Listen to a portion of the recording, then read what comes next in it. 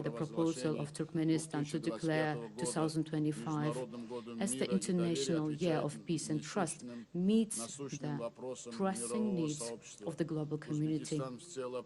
Uzbekistan fully supported this initiative and co-sponsored the corresponding UN General Assembly's resolution. We believe that this global idea serves the consolidation of countries that reject confrontation and are committed to resolve contradictions at the negotiating table and determined to take effective peacekeeping measures. I would also like to emphasize that the principles of mutual trust, respect, and unity are the cornerstone of our policy to transform Central Asia into a space of peace, cooperation, and good neighbor lines.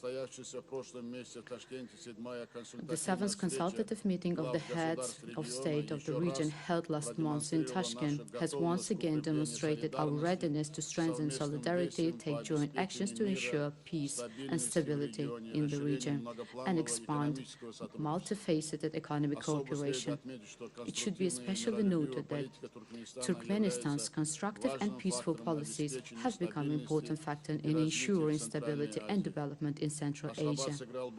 Ashgabat played a major role in resuming top-level dialogue within the International Fund for Saving the RLC by organizing in 2018 the Summit of Heads of State for the first time in many years. Within the transport, there is an important also event happened, the third UN Conference on Landlocked Developing Countries in Avazia in August this year has become a significant contribution to the formation of a unified transport and logistics space in the region. With Turkmenistan, we have coinciding approaches to facilitate the peaceful development of Afghanistan through its involvement in regional economic processes and strengthen infrastructure connectivity. Ashgabat's initiatives to ensure energy and water security, sustainable transport connectivity, and the protection of the region's ecosystems organically complement our efforts in Central Asia. I'm confident that Turkmenistan's aspirations, proposals which are built on the noble ideas of peace and trust will also be reflected in the agenda of the country's chairmanship in the format of consultative meetings of the heads of state of the region. Distinguished participants, cooperation based on mutual respect, trust, and solidarity can bring the most ambitious plans to life. Therefore, it is crucial to advance them through humanitarian cooperation.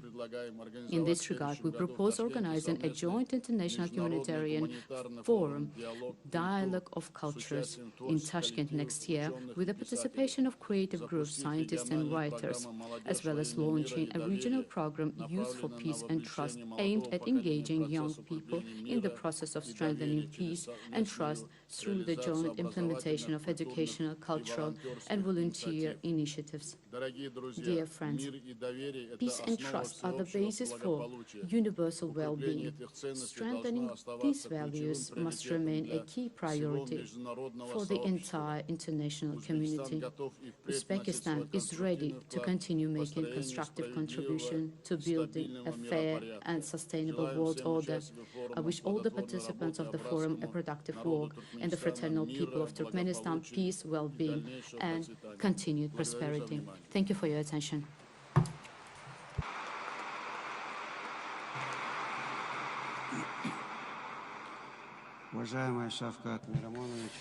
Dear Mr. Shavkat Miramonovich, thank you very much for very comprehensive statement. The relations between Turkmenistan and the Republic of Uzbekistan have been developing in a stable and constructive manner for many years. Specific initiatives aimed at strengthening regional stability, developing transport and logistics links, economic partnership and humanitarian cooperation are being successfully implemented. I'm confident that cooperation between Turkmenistan and the Republic of Turkmenistan will steadily expand, promoting sustainable development and the well-being of our peoples. Once again, I express my sincere gratitude to you for your speech.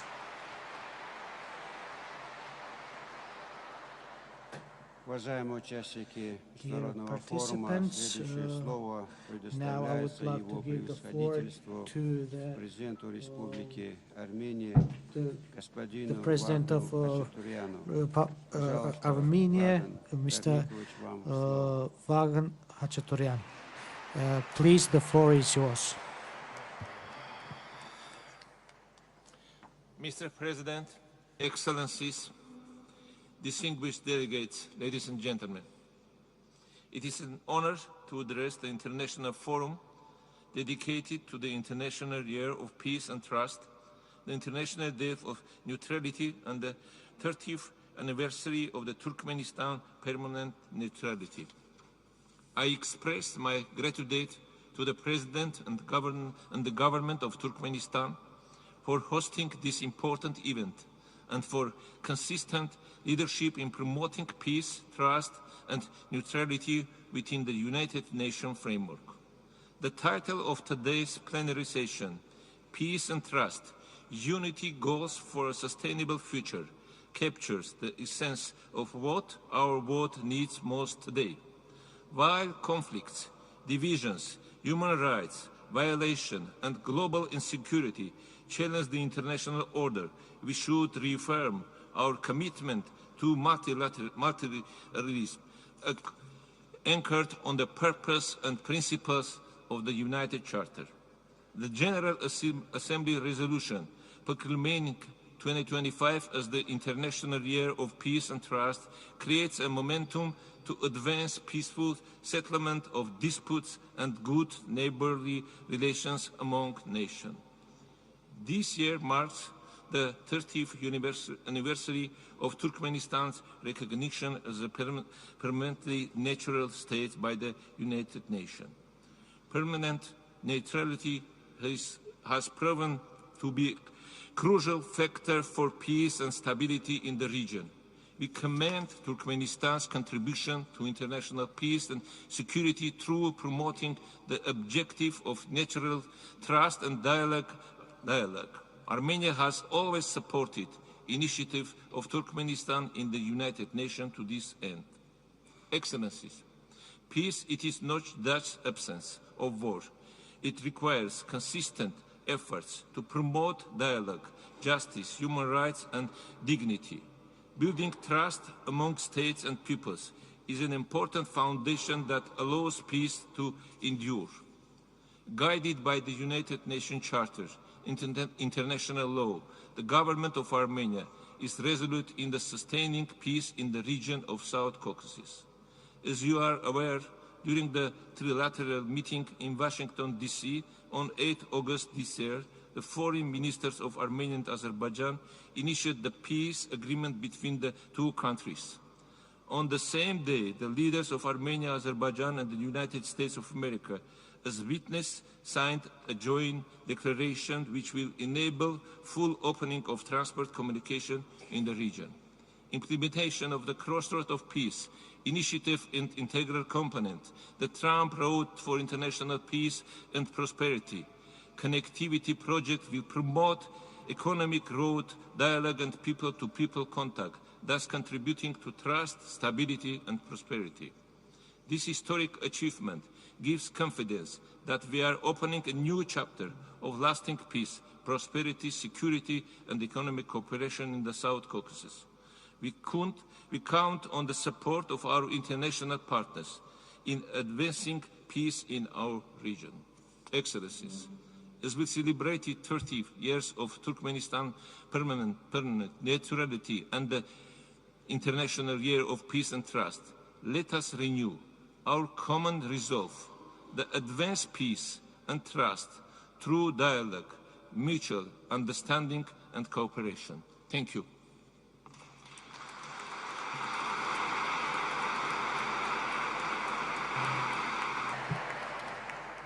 Dear Vagan Garnikovich, thank you for your insightful statement. I'm pleased to note that the friendly relations between Turkmenistan and the Republic of Armenia, deeply rooted in history, continue to strengthen based on principles of respect, trust and mutual understanding. We highly value the constructive nature of our interaction with Armenia. Our countries share positions on a number of pressing issues contributing to advancement of peace, stability, and cooperation. Thank you again for your statement.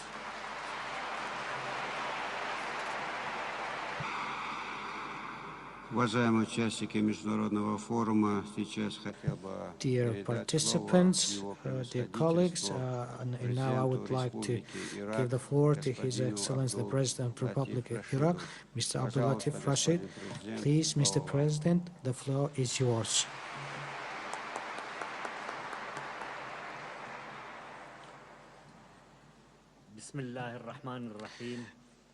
In the name of Allah, the most gracious, the most merciful, Your Excellencies, distinguished dignitaries, His Excellency Serdar Berdi Muhammad, President of the Republic of Turkmenistan,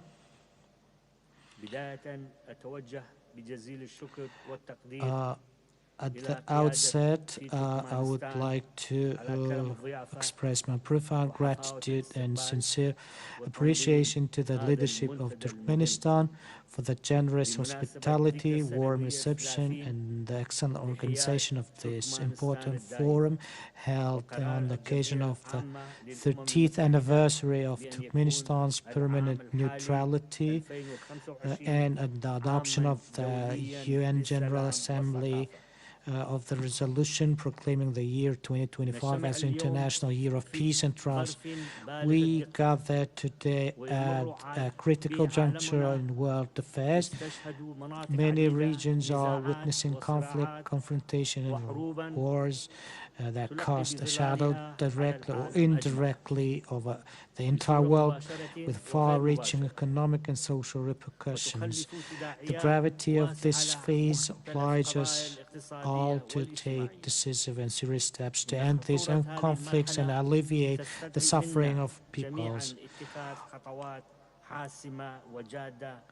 Over recent decades, Iraq has endured the heavy legacy of wars and conflicts, tyranny and terrorism, resulting in enormous losses that exhausted both the state and society, costs paid dearly by the Iraqi people. These challenges paralyzed the national economy and halted the process of reconstruction, and prosperity. Yet today's reality demonstrates that Iraq is steadily advancing toward a new chapter.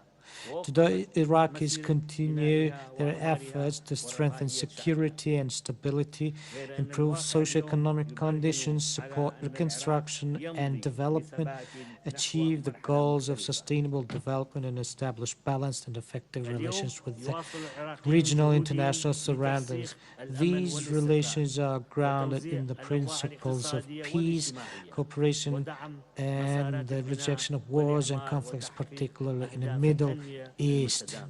After many years of isolation and estrangement, Iraq is reclaiming its pivotal role at both regional and international levels.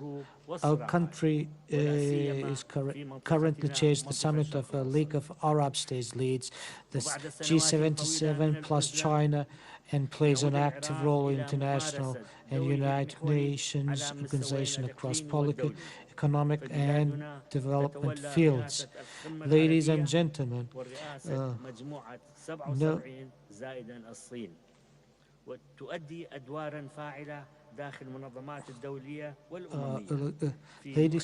ladies and gentlemen, no one can deny the magnitude of the protracted crisis that has afflicted the Middle East for decades, leaving deep scars on the region and the world. Foremost among these is the ongoing to people who are subject to various forms of violence, killing, starvation, displacement, and the destruction of cities and homes before the eyes of the international community. No genuine peace or stability in the region can be achieved without just and comprehensive settlement of Palestinian question through the implementation of relevant international resolutions and the granting of the Palestinian people their legitimate rights to establish an independent state. The national community must assume its legal and moral responsibility to end the suffering of a people who seek nothing more than their fundamental rights to land, identity, and a secure future like all other peoples of the world. We also call upon the international community to take serious steps to establish security and stability in the region, to halt the continued attacks by the entity against Syria and Lebanon, and previously against the state of Qatar and Islamic Republic of Iran, and to prevent the Middle East from sliding into war in which there will be no winners. Iraq calls for the renewal of diplomatic efforts between the Islamic Republic of Iran and the international community to reach fair agreements that ensure the Iranian people's right to a dignified life. We also welcome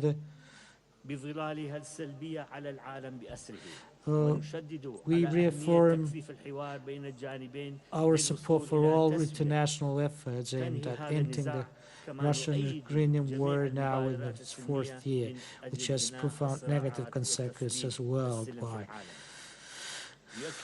We stress the importance of intensified dialogue between the two parties to reach settlement that brings this conflict to an end. Likewise, we support all peace initiatives intended to resolve conflicts and report global peace. Iraq reiterates its firm commitment to build balanced relations with all parties and to upholding dialogue and rapprochement as the optimal path for resolving conflicts and disputes regionally and globally. The shared interests of our peoples are far greater and deeper than what divides us. Moreover, the economic and environmental challenges facing our world today demand sincere cooperation and effective coordination founded on solidarity, trust, and shared responsibility. Our common goal is a dignified life that preserves hope, human dignity, and promotes prosperity. In conclusion, I once again extend my thanks to and appreciation to the leadership of Turkmenistan and to the friendly Turkmen people for organizing this important forum. I wish it every success and the fulfillment of its noble objectives. Peace be upon you and the mercy of blessings of Allah. Thank you. Dear Mr. Abdul Latif Rashid, thank you for your insightful speech. You have touched upon very important issues related to strengthening international stability and developing a dialogue. Currently, the interstate partnership between our countries is based on the principles of equality, mutual respect, and mutual benefit. I'm pleased to note that the relations between Turkmenistan and the Republic of Iraq are gaining new momentum, which will create additional opportunities for expanding political, economic, and humanitarian ties. Thank you again.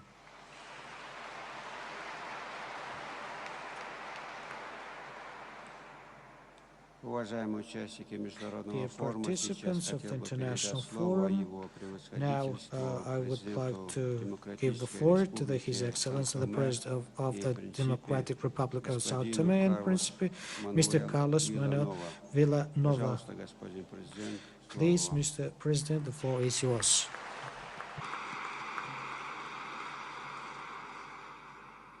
Monsieur le Président de la République, Mesdames et Messieurs le chef d'État et de Dear gouvernement, Mr. President, chers amis, Excellences, Ladies and gentlemen, Your Excellencies, and I would like to sincerely congratulate Turkmenistan for its permanent neutrality and 30th anniversary. This neutrality has been recognized and pursued and maintained by the country. It's not only a legal principle, but it's a moral and civilization choice. For that island state like São Tomé and Príncipe, which is located in the Guinea Gulf, and it's not an abstraction, but it's one of the conditions of our sovereignty, and we need the sea resources and for our development. We also acknowledge that the regional stability and cooperation and respect for international law are one of the foundations of the small island countries to develop in an uncertain world. Neutrality remains one of the important tools for maintaining peace. The commitment to peace and readiness for dialogue and trust to rule of law are the strong factors. These tools call for multilateral cooperation and peaceful settlement of disputes and solidarity among the nations. In this regard, this complies with our views and policies. And this is vital for the economic partnership and for an openness. The second, the neutrality is one of the forces, driving forces for economic cooperation. In the epoch of energy and technological transformations, we need trust where the trade is certain. Neutral states winning the competition may create various sustainable and vital partnership. For small economies, stability is very important to attract investments and develop infrastructure and ensure food and energy security.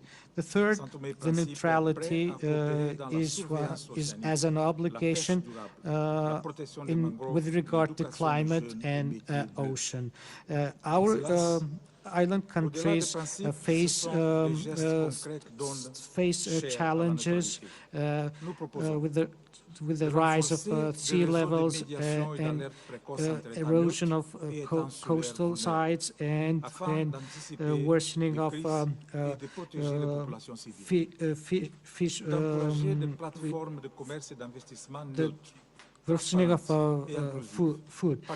We daily see that the world is we daily see that the world is facing challenges with regard to environment, and we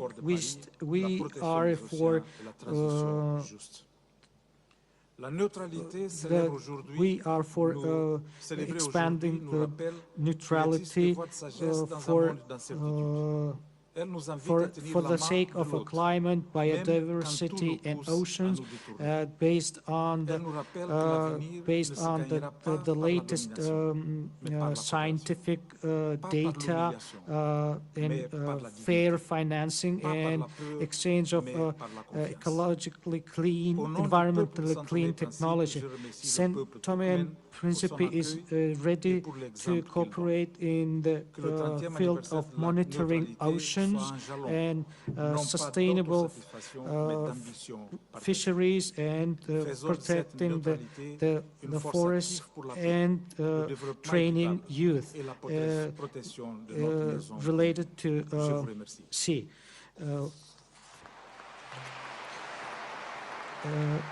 And on behalf of São Tomé and Príncipe, I thank you all. Thank you for your kind attention.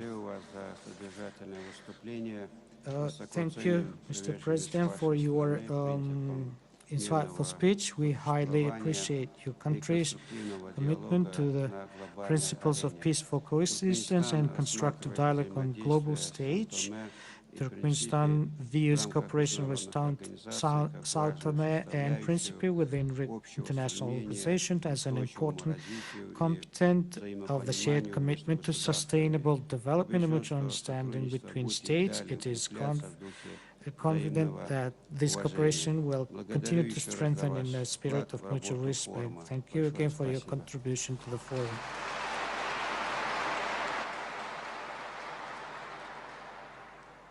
Уважаемые участники форума, позвольте предоставить слово его превосходительству премьер-министру Исламской Республики Пакистан господину Миян Мухаммед Шахбаз Шарифу.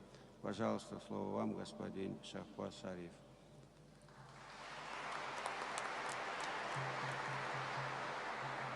Now I would like to give the floor to the Prime Minister of Pakistan.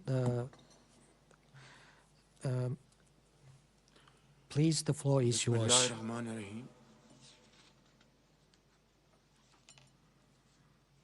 His Excellency Sardar Bardi Mohammadov, President of Turkmenistan, distinguished delegates, Excellencies, ladies and gentlemen, Assalamu alaikum wa rahmatullahi, and a very good afternoon.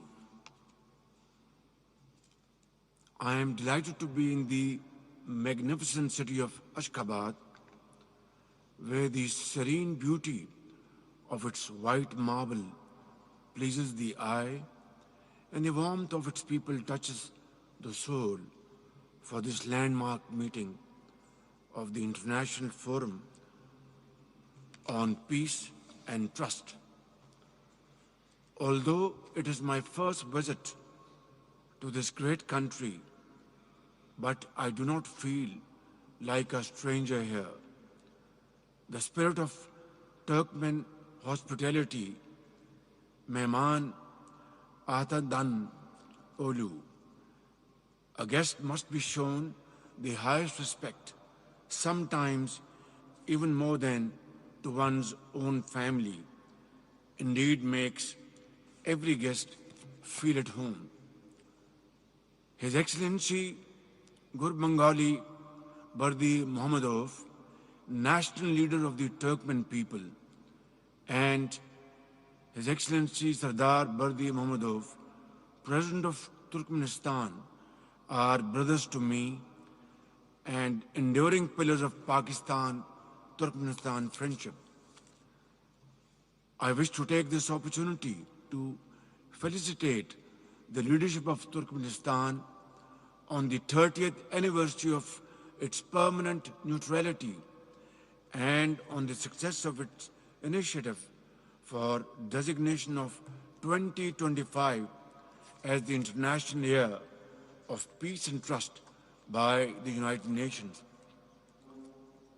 Excellencies, this has been an extraordinary year for Pakistan. We began the year by assuming our place as non-permanent member of the United Nations Security Council, where we are striving to uphold global peace and security. While we persevere in this quest for peace, the scourge of terrorism is, however, raising its head yet again, and this time, unfortunately, Afghan soil. As we are dealing with this menace, we need the international community to urge the Afghan Taliban regime to fulfill its international obligations and commitments and rein in terrorist elements operating from its territory.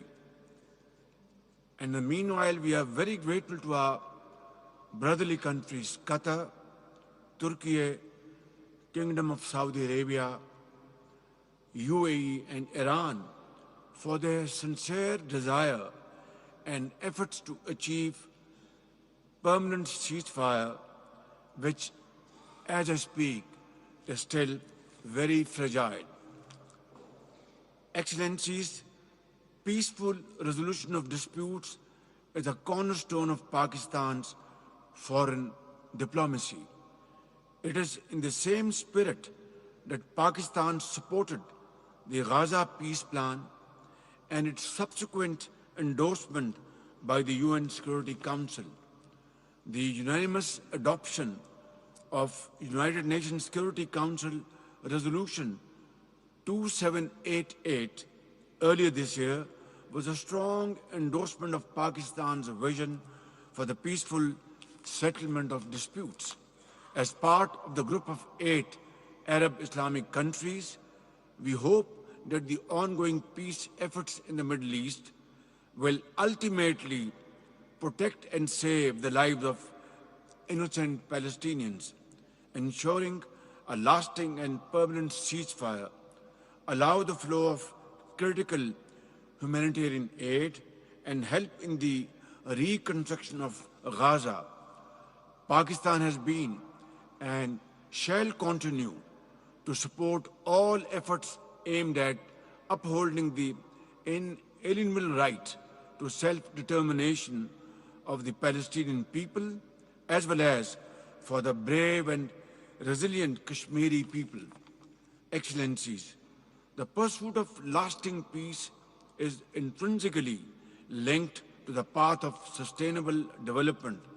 In this regard, the 2030 Agenda for Sustainable Development presents a universal blueprint for a better and peaceful world. Socio-economic development and the welfare of our people are my government's foremost priority. We have made significant strides in several key areas, including by advancing financial inclusion, bringing women and the marginalized into the economic mainstream.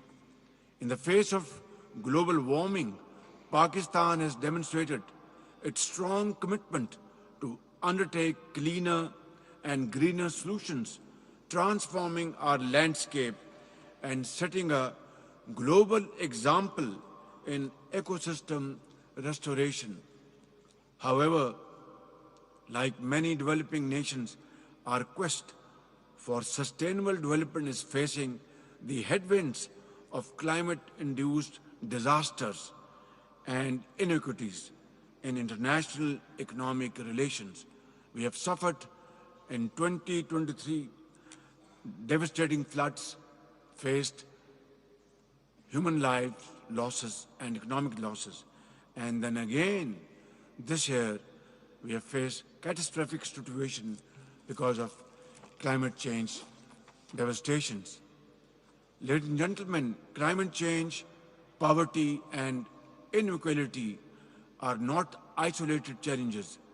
These are transnational threats that demand international solutions built on foundation of shared responsibility and unity of purpose.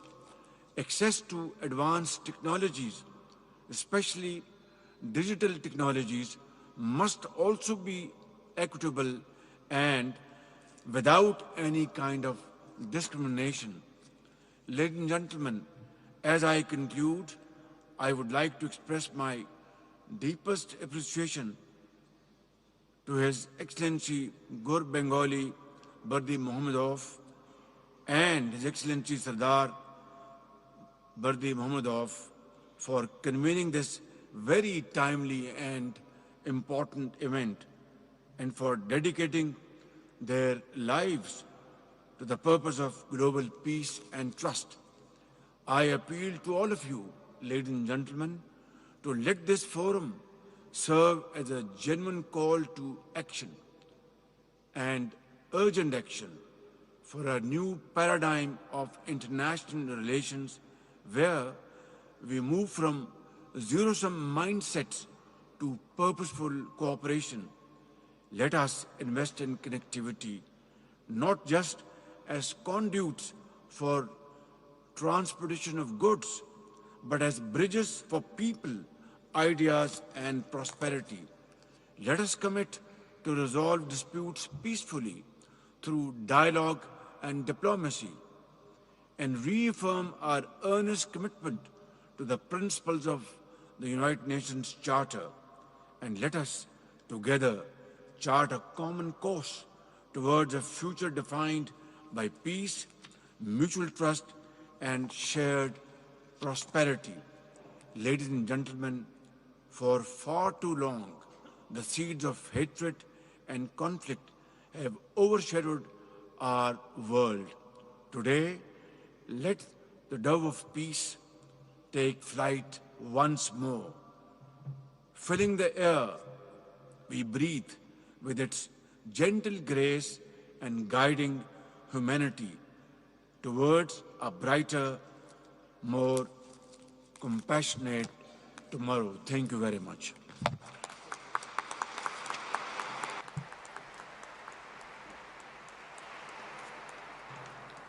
Dear Mr. Muhammad Shahbaz Sharif, thank you for your insightful statement. Turkmenistan highly values its cooperation with the Islamic Republic of Pakistan, which is based on mutual understanding and commitment to shared goals. This approach creates a solid foundation for promising projects for the prosperity of both peoples. Our countries consistently cooperate in a number of areas which contributes to strengthening stability and expanding opportunities for development in the region. Thank you for your statement. Thank you.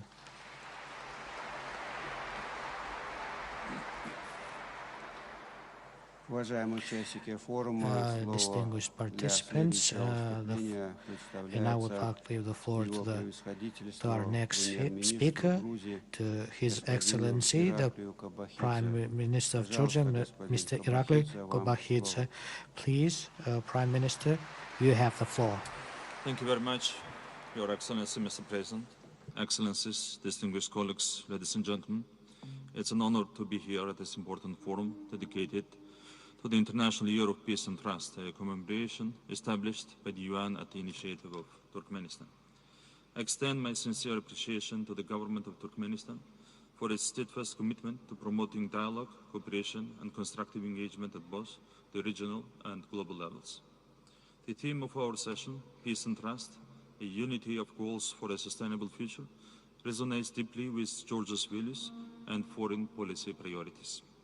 Today, more than ever, the global community faces complex challenges, ranging from geopolitical tensions and armed conflicts to climate change and economic instability. In this context, the principles of peace and trust are not just ideals, but the most essential tools for ensuring global stability. Living with the reality of ongoing occupation of our two historic regions, Georgia views peace not merely as a policy choice, but as an existential priority. Despite global economic and geopolitical challenges, Georgia, situated at the crossroads of Europe and Asia, stands as a success story. Guided by a clear vision of lasting peace, the country has continued to develop steadily, maintaining macroeconomic stability, achieving impressive growth, and demonstrating exceptional economic resilience. These achievements are a direct reflection of the government's guiding strategy.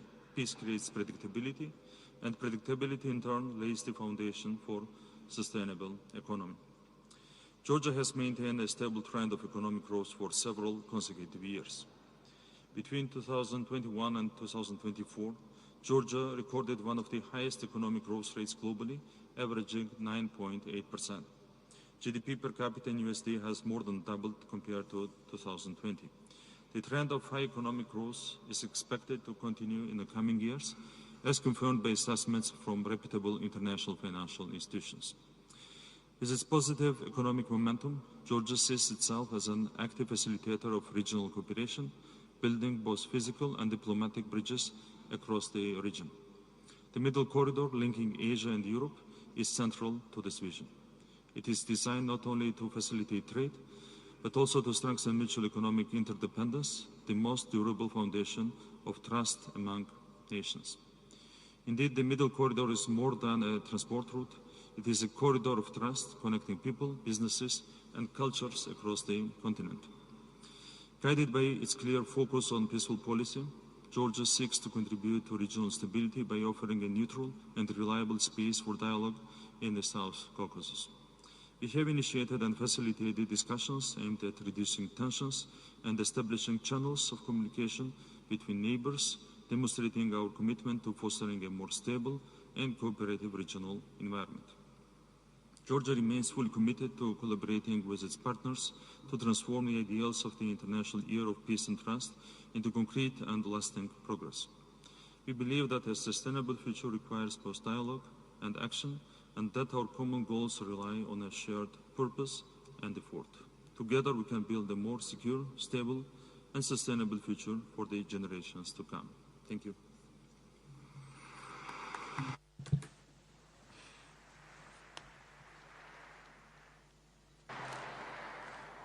Dear Mr. Irakli Kobakidze, thank you for your insightful statement, which highlighted important aspects related to strengthening regional stability and promoting the principles of international dialogue. These are key areas to ensure long-standing, long-term growth and connectivity. Our countries, in particular, maintain constructive and friendly relations based on mutual respect and a desire to expand cooperation. Thank you again.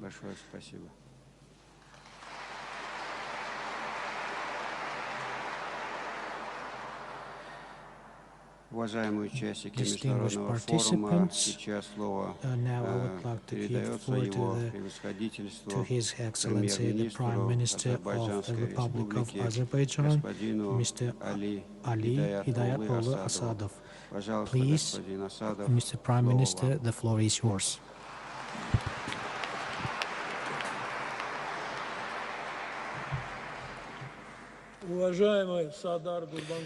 Dear Sadar Gurbangulievich, dear heads of state and government, dear delegates of plenary session, at the outset, I would like to thank the Turkmen side for its hospitality and excellent organization of this event.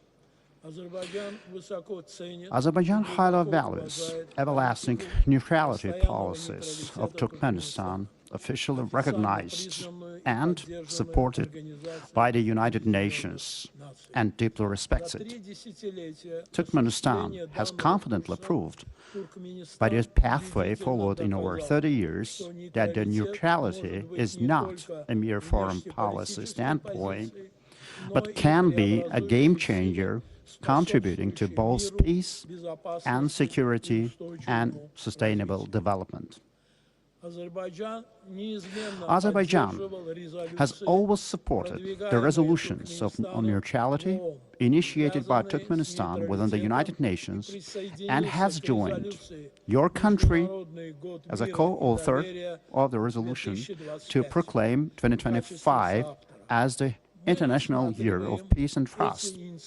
We acknowledge these initiatives of the brotherly Turkmenistan as an important contribution to the global architecture of peace and security. The Republic of Azerbaijan highly appreciates the initiative of Turkmenistan to create a neutrality university under the United Nations umbrella and expresses its readiness to take an active part in the work of this university.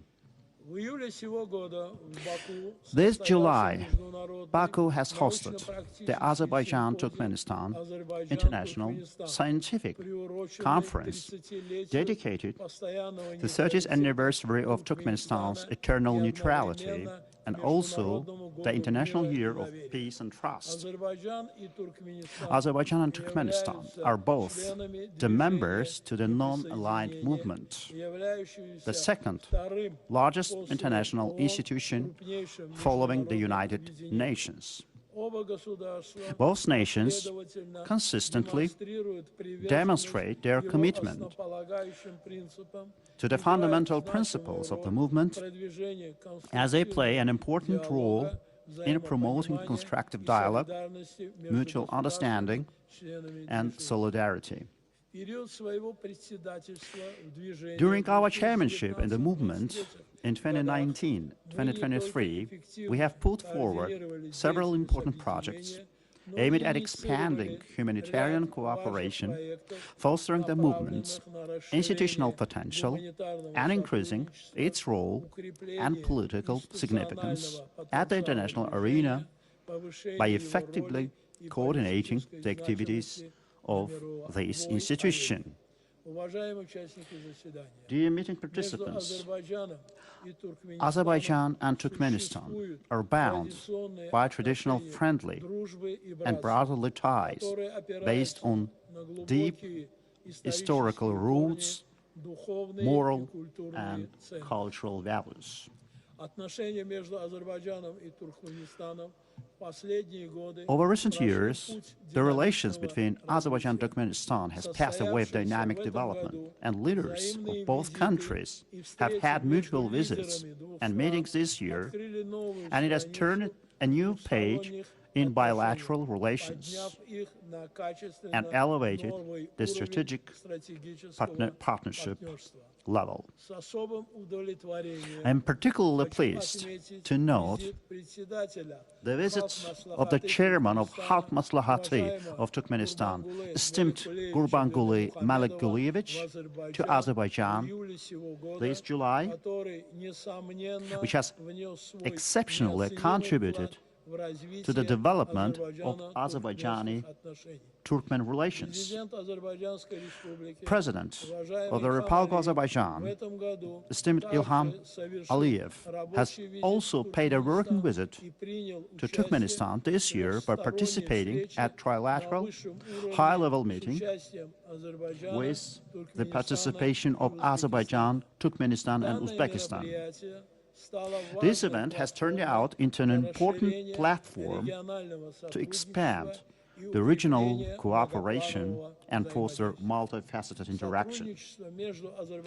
The collaboration between Azerbaijan and Turkmenistan covers wider areas, including economic, transport, and energy sectors. No doubt, the Caspian Sea is the factor uniting our nations and playing a crucial role in the economic life of our countries. The efforts put to maintain the Caspian Sea as a zone of peace, welfare, stability and security open up opportunities to create conditions that are necessary for our trade, economic and cultural ties, and, of course, the development of business and tourism. The important transportation routes crossing the Caspian Sea cover interests of regional countries and create new perspective to solidify economic and trade ties appropriately. Dear meeting participants, Residents of liberated city of Fizuli have recently addressed a letter of thanks to esteemed Gurbanguly Malikgulievich for his initiative to build the Fizuli Mosque, with a groundbreaking ceremony taking place in the framework of the Summit of Organization of Turkic States held in Gabala this October. We also highly value the brotherly support of Turkey for their support. We appreciate the support of our Uzbek, Kazakh and Kyrgyz brothers to build the Mirza Ulugh Secondary School in the city of Fizuli, the Kurmangazi Children's Art Center, and also the Manas School in Agdam. All of this, no doubt, will always live in the heart of Azerbaijani people as a clear example of our people's unity. The relations of Azerbaijan with Central Asian nations do really have a unique character. The adoption of Azerbaijan as a full-fledged participant at the consultative meeting of heads of Central Asian states has a special importance for us. We are united by centuries-long bonds of common history, moral and cultural heritage, brotherhood, friendship and solidarity. Dear meeting participants, and in conclusion, I renew my thanks to Turkmen side for organizing this event. Taking into account that this meeting coincides with International Neutrality Day marked in Turkmenistan, that is seen also as a national holiday, I cordially congratulate the brotherly people of Turkmenistan and wish peace and welfare. Thank you for your attention.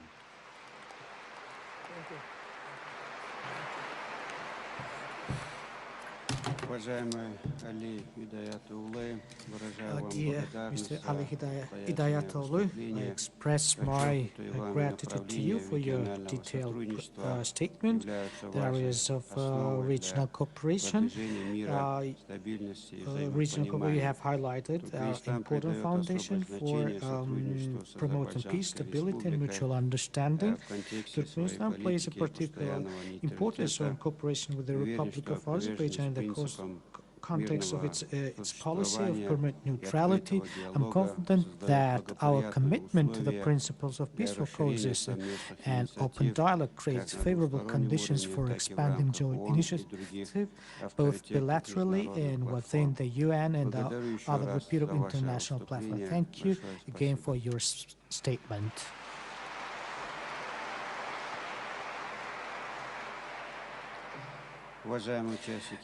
Distinguished participants, and now I would like to give the floor to His Excellency, the Prime Minister of the Kingdom of Eswatini, Mr. Russell Memo Lamini.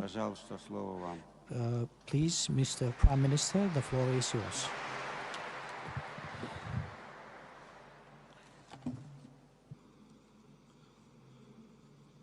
Your Excellency, the President Serdar Berdimuhamedov, Excellencies, Heads of State and Government, Your Excellency Annalena Baerbock, President of the 80th United Nations General Assembly, Your Excellency Antonio Guterres, Secretary General of the United Nations, distinguished representatives of the United Nations, distinguished delegates, it is a profound honor for the Kingdom of Eswatini to address this historic forum on the occasion of the International Year of Peace and Trust, the International Day of Neutrality, and the 30th anniversary of the permanent neutrality of Turkmenistan.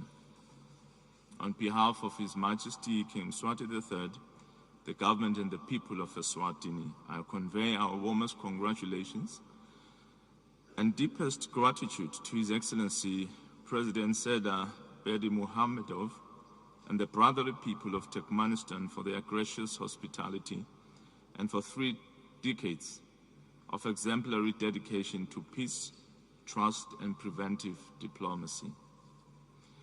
Your Excellency, 30 years ago, Turkmenistan made the courageous choice of permanent neutrality, a policy of non-participation in military alliances, of open friendship with all nations, and of resolute commitment to the peaceful settlement of disputes, recognized and endorsed 3 times by the United Nations General Assembly. This choice has transformed Turkmenistan into a trusted platform for dialogue and living embodiment of the culture of peace.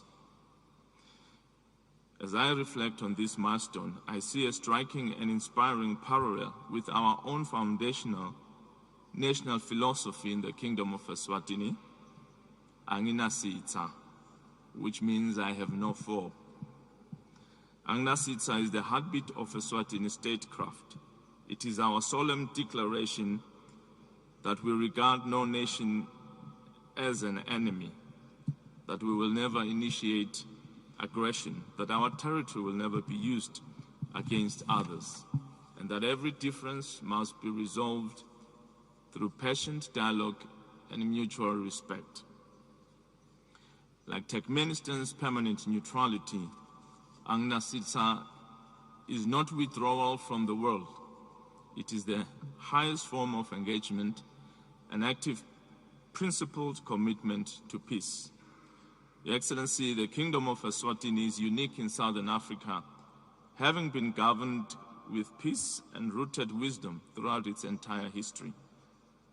We attained our independence through peace, through peaceful means alone, and we have preserved unbroken stability across generations. It is important to remember that in any conflict there is no true winner. The alternative to war is always better. Although the world is increasingly confronted with disputes, these challenges must be addressed through dialogue, negotiation, and perseverance. We must never give up on peaceful solutions. These convictions flow from values and traditions deeply rooted in faith, historical and time-tested values that have enabled us to build a cohesive and democratic system of governance in which traditional leaders continue to play a vital role in sustaining harmony and shaping the country's development path. Truthfulness serves as our compass. Integrity is our guiding star. We bring these very values into our multilateral engagements and contributions to the international community, ensuring that our participation is always anchored in honesty, respect, and the consistent upholding of our national interest. Multilateralism for Eswatini must never mean simple following the majority for its own sake, but it must be grounded in sovereign equality and the courage to remain true to oneself. Excellencies, we therefore see in Turkmenistan's permanent neutrality a powerful reflection of our own Anginasitsa philosophy. Nations from different regions and histories arriving at the same profound truth. A country contributes most to global peace when it refuses to add fuel to any fire and instead declares with quiet strength, I have no enemy. As the Kingdom of Eswatini prepares to assume the chairmanship of the SADC organ Troika on politics, defense and security cooperation, we will carry forward both the spirit of Anginasitsa and the inspiring example of Turkmenistan's neutrality, promoting African-led solutions, preventive diplomacy, and dialogue in full harmony with the objectives of this forum and that of the General Assembly resolutions 78-266 and 79-274. We look forward to the thematic sessions and to supporting the adoption of the Ashgabat Declaration on Peace and Trust for 2025, and confident that it will further strengthen the global culture of peace, trust, and neutrality-inspired cooperation.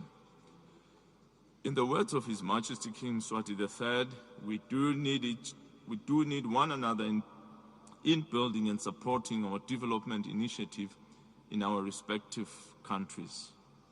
Today, Eswatini reaffirms that sustainable peace is achieved when nations guided by philosophies of having no foe, permanent neutrality, choosing trust over suspicion, dialogue over division, and friendship over enmity. May the permanent neutrality of Turkmenistan endure. May the principle of I have no foe resonate the world over. The above underpinned by international peace, trust, and cooperation. And may the Almighty God bless our shared endeavors. I thank you, Mr. President.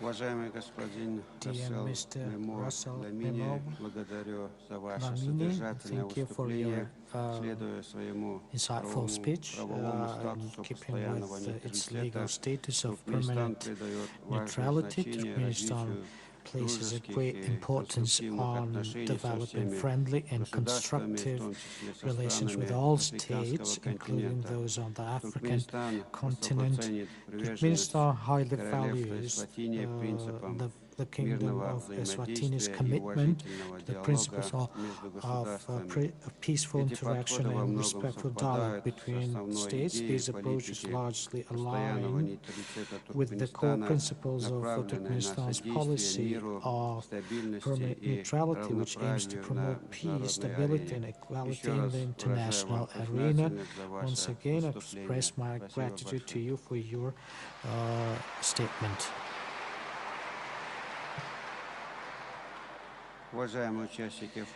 Distinguished participants, let me now give the floor to His Excellency, the Prime Minister of the Republic of the Union of Myanmar, Mr. Myo So. Please, the floor is yours.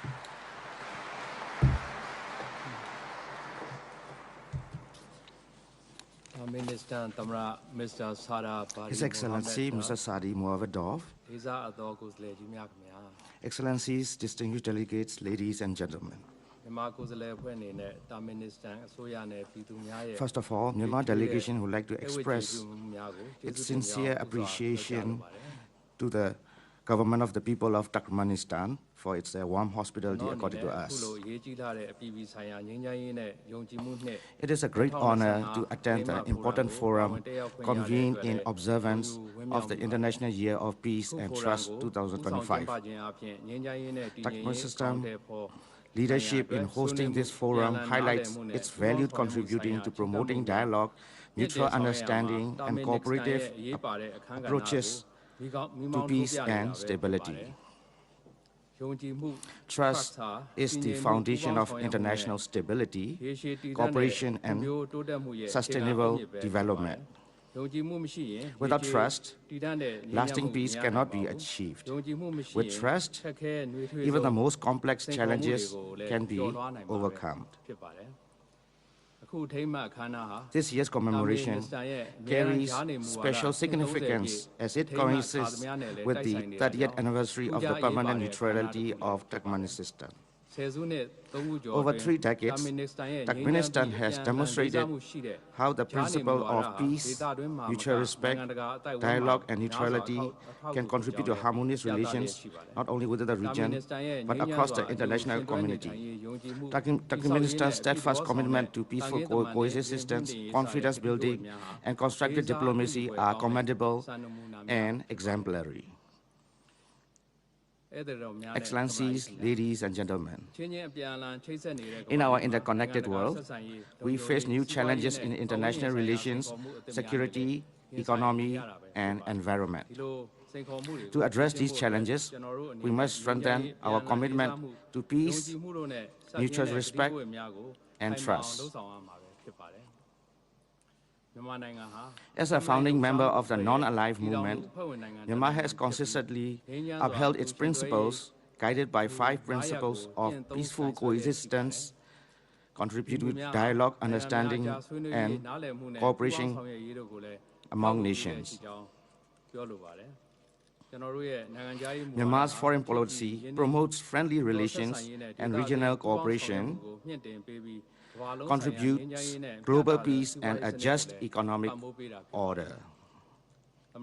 Excellencies, ladies and gentlemen, although Myanmar enjoys amicable relations with all countries, it has faced significant challenges in recent years, including the COVID-19 pandemic and natural disasters. The pandemic alone tragically claimed 19,494 lives. This was followed by Cyclone Mocha in 2023, Typhoon Yagi in 2024, and the 7.7 magnitude earthquake in 2025, which together resulted in over 4,397 deaths and caused damages exceeding $11 billion.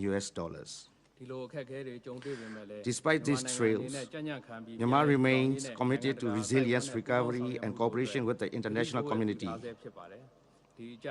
In the wake of these crises, I wish to convey, on behalf of the government and people of Myanmar, our profound gratitude to the international community for their thoughtful wishes and timely generous assistance.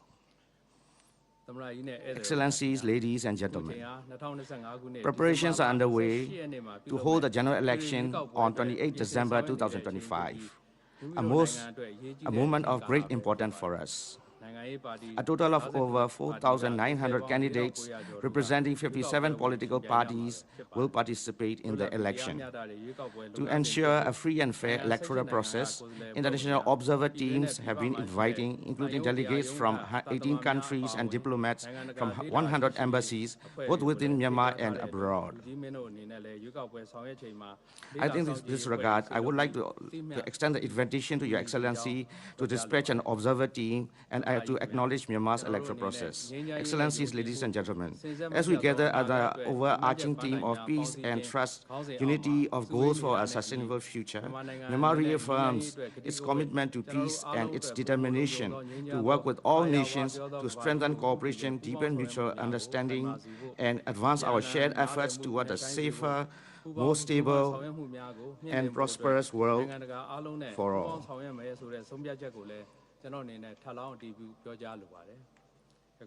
Through this forum, I am confident the constructive spirit of peace and neutrality embodied by the Turkmenistan will continue to inspire our collective efforts to achieve our objectives both today and in the years ahead. I thank you, Mr. President.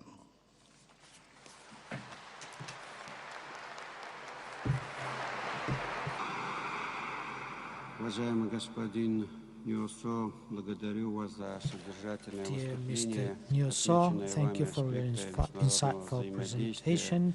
The aspects of international cooperation and trust building you highlighted are of practical value for expanding cooperation between states. Turkmenistan is developing cooperation with the Republic of the Union of Myanmar in line with its policy of permanent neutrality based on respect, dialogue, and a constructive approach. We consider it important to continue contacts both bilateral and within multilateral frameworks. Thank you for your statement.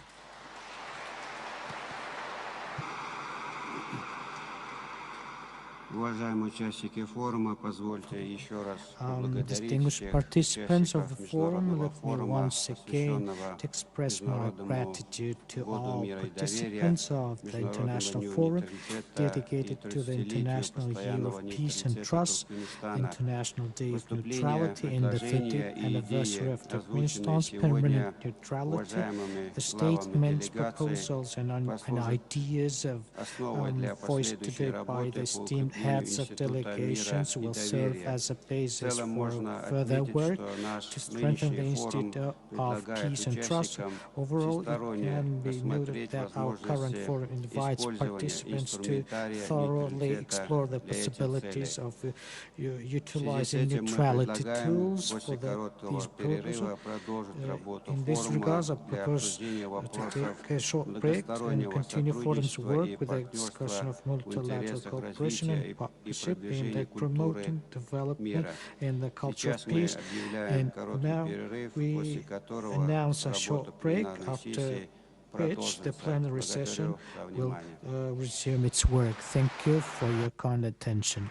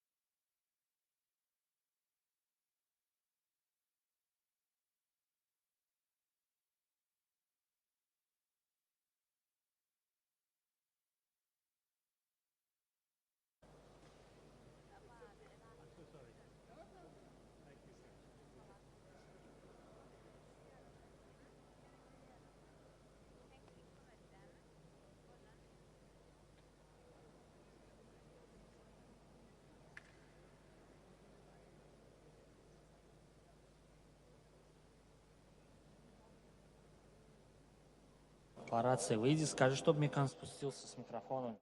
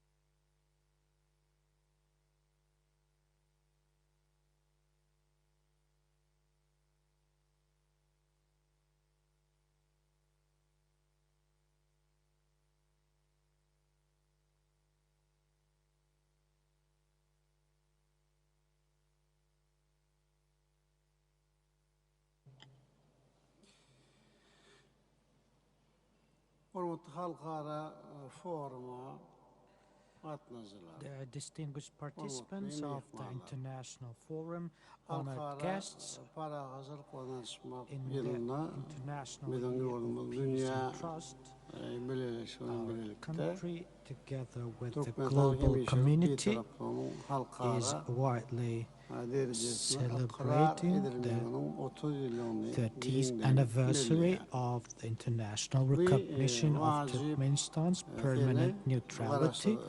This significant date is an important event for the independent Turkmen state and represents a new milestone in its foreign policy. The fact that the legal status of our independent state's neutrality has been recognized 3 times by the United Nations further elevates the international standing of our motherland as a state striving to unite the efforts of the world community for the sake of strengthening universal peace and harmony, for establishing and developing international relations based on mutual understanding and trust. Distinguished participants,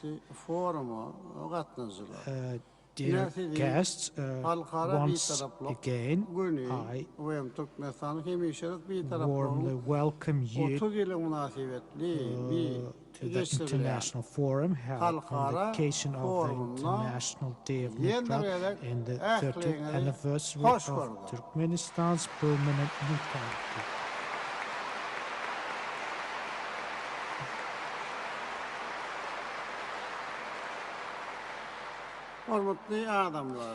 Distinguished guest, and now I would like to continue my statement in Russian, one of the official languages of the United Nations. Distinguished heads and members of delegations, I sincerely welcome you to Turkmenistan and express my deep gratitude for your active participation in the International Forum of Peace and Trust, which has brought together leaders and representatives of many countries of the world, reputable international organizations, politicians, diplomats, and public figures. The high level of representation at this important political event is a clear testament to the respect and trust shown toward Turkmenistan, as well as recognition of its constructive role in international politics and its contribution to preserving and strengthening global peace and security. The thematic focus of this forum covers a wide range of issues, including the consolidation of stability, ensuring consistent and sustainable development of states across the planet, consideration of a number of social and humanitarian measures, as well as other matters currently on the global agenda. Distinguished participants, throughout the 2025, within the framework of International Year of Peace and Trust, Turkmenistan, together with its partners from other countries, multilateral organizations and institutions, has carried out targeted and constructive foreign policy work. This work was undertaken at various levels in regional and international forums, united by a common goal: creating conditions for the effective development of international relations in the positive direction, restoring trust in the world politics, and promoting a culture of respectful dialogue. Today, these principles and goals are especially relevant. It's natural that amid a diversity of approaches to many aspects of global affairs, the initiative of Turkmenistan to proclaim 2025 as the International Year of Peace and Trust, and the resolution adopted in this regard by the United Nations General Assembly has become an important and symbolic event of the contemporary agenda. It was highly appreciated by the UN member states, the entire world community, political and diplomatic circles, and by those involved in decision-making in the field of international relations. Many countries saw in this initiative an opportunity to create a constructive and respectful atmosphere for discussing the most pressing global challenges. Of course, our initiative was not a random step. It represents the logical continuation of Turkmenistan's long-standing efforts as a peace-loving, neutral state aimed at ensuring peaceful, stable, and sustainable international processes and at forming the conditions for resolving complex situations exclusively through political and diplomatic means. The International Year of Peace and Trust provides such an opportunity, and its significance today takes on truly global dimension.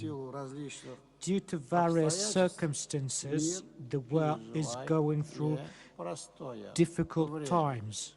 In this regard, more than ever before, the cohesion of all responsible, healthy, peace-loving forces, their unity and determination to counter negative phenomena and threats to undermine the global security architecture are necessary.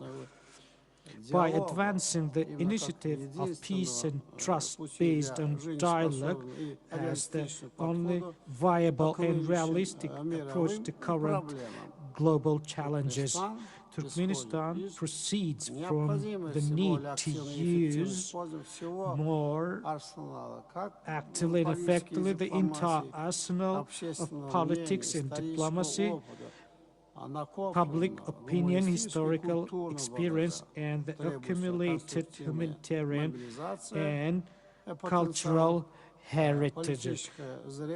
This requires a constructive mobilization of capacities, political maturity, and will and principle on the part of the world community of all states, regardless of their political system, size, population, and other factors.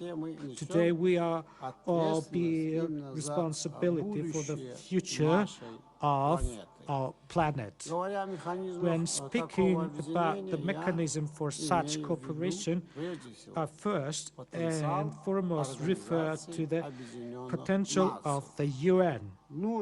We must use the capabilities of the UN, the only international organization with the universal legitimacy and mandate. Cooperation under the platform of peace and trust requires internationally recognized political and legal foundation and the clear principles enshrined in the UN Charter: equality, mutual respect, and non-interference in sovereign affairs. Adhering to these principles means preserving peace, ensuring predictability, and rebuilding the foundations of civilized communication. In promoting the concept of peace and trust today, along with the traditional diplomacy, it is essential to involve interparliamentary dialogue as well as women's and youth diplomacy. Turkmenistan is doing much in this area. In recent years, Turkmenistan has hosted several major events in this direction, including large international and regional forums. We proceed from the understanding that public diplomacy can and should become an important support for official diplomacy, with additional tools to influence political decision-making. An essential role in establishing respectful and constructive interstate relations belongs to information dialogue. We see it as an important component of our initiative of peace and trust, as well as of Turkmenistan global concept, which was put forward. Dialogue is a guarantee of peace. We need to use mass media solely for constructive purposes. To this end, barriers must be created against cybercrime and the dissemination of biased information in the media space. We view cooperation under the platform of peace of trust as a systematic and continuous process of international dialogue aimed at the future. It should cover a wide range of activities. In this context, we considered it important to extend the criteria of peace and trust to the resolution of universal tasks as environmental change, access to clean water and air, modern healthcare, inclusive education, food security, and other important social matters.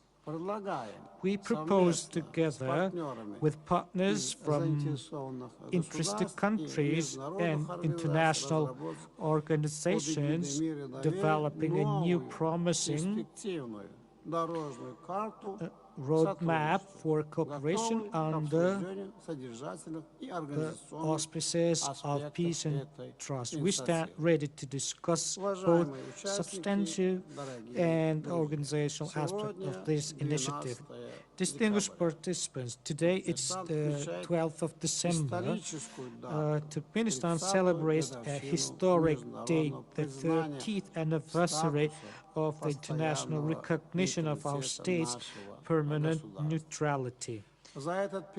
During this period, Turkmen neutrality has demonstrated its viability and full compliance with national goals, strategic objectives, and global benchmarks.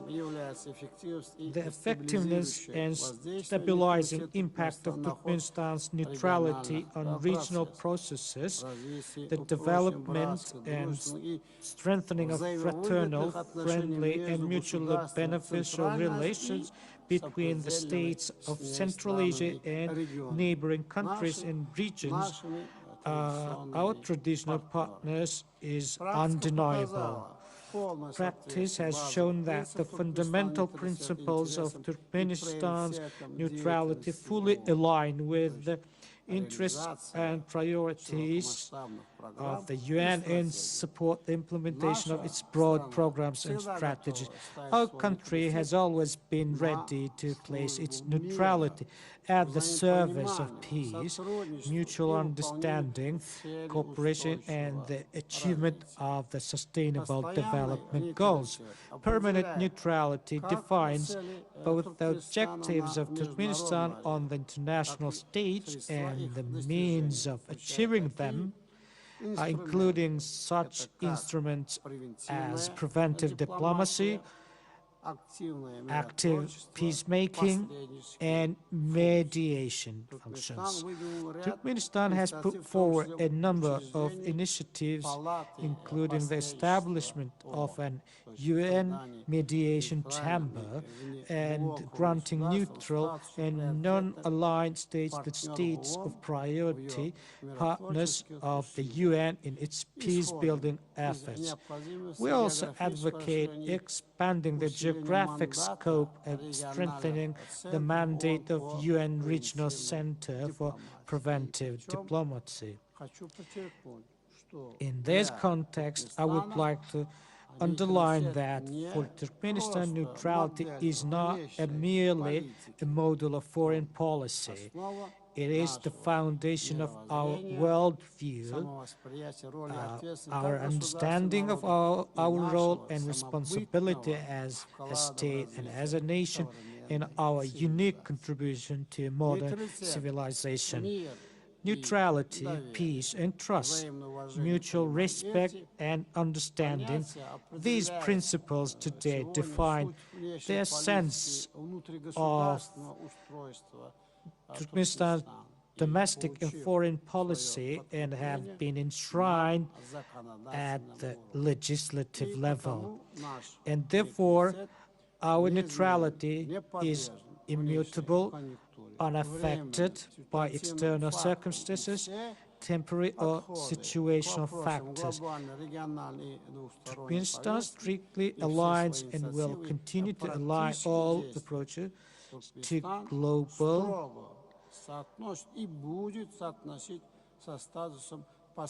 regional and bilateral matters, as well as its initiatives and practical actions with its status of permanent neutrality. Dear friends, our forum is a clear and concrete message to the world, a call for greater responsibility, foresight, solidarity, and the consolidation of the international community's efforts in the name of peace and progress.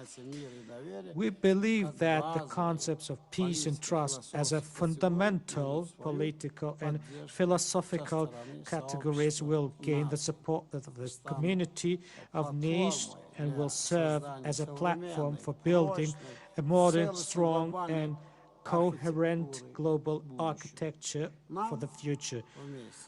Much remains to be done together to improve the international climate, restore trust, and revive a culture of political dialogue. This forum is an important step in this direction. Dear friends, I wish you all participants success in the efforts for peace, mutual understanding, and cooperation. Thank you for your attention.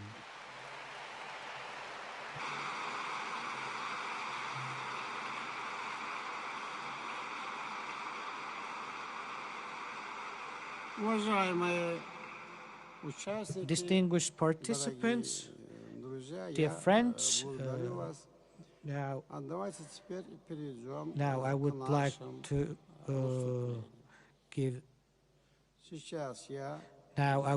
to give the floor to the participants of this conference. That is, I would like to give the floor to Her Excellency, Director General of the United Nations Office at Geneva, Ms. Tatyana Dmitrievna Valovaya. Please, Madam, the floor is yours.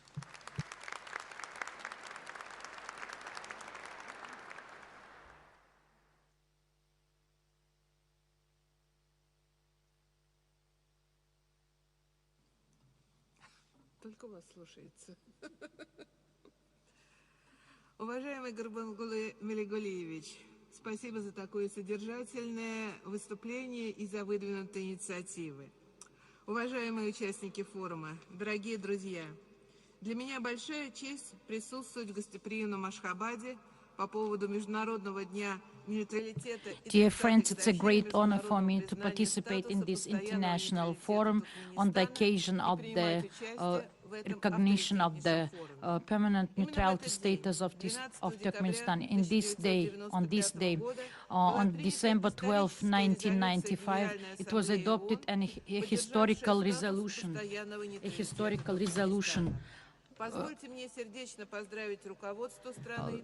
Let me to congratulate the leadership of Turkmenistan and all citizens of Turkmenistan on this significant date. And first of all, I would like to express my deep gratitude to Turkmenistan for the activity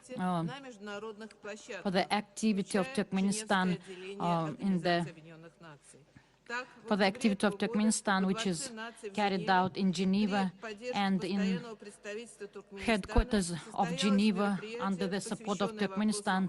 There was held an event which was dedicated to the issues of struggling against war and conflicts.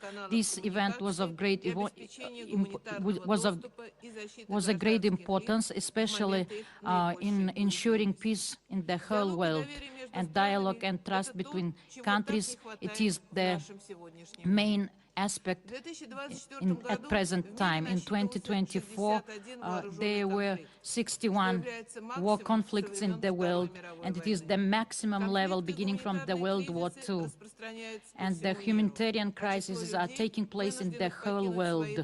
Many people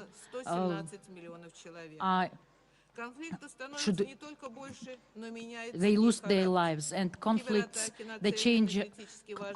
change their characters. There are also cyber attacks which increase in the world, and there is a head in the social networks. And all these influence the world. It also influences the usage of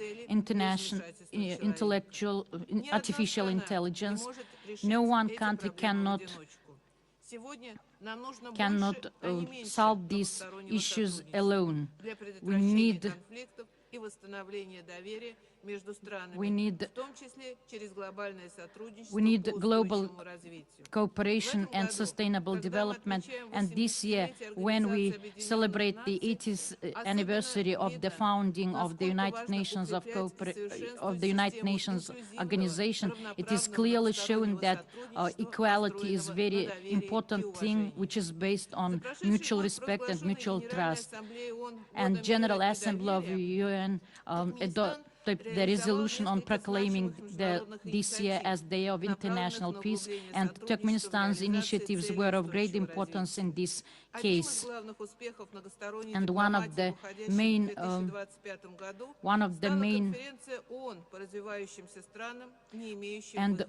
main important events which was held in Turkmenistan, it was the third UN Conference on Landlocked Developing Countries, which was held in Avaza.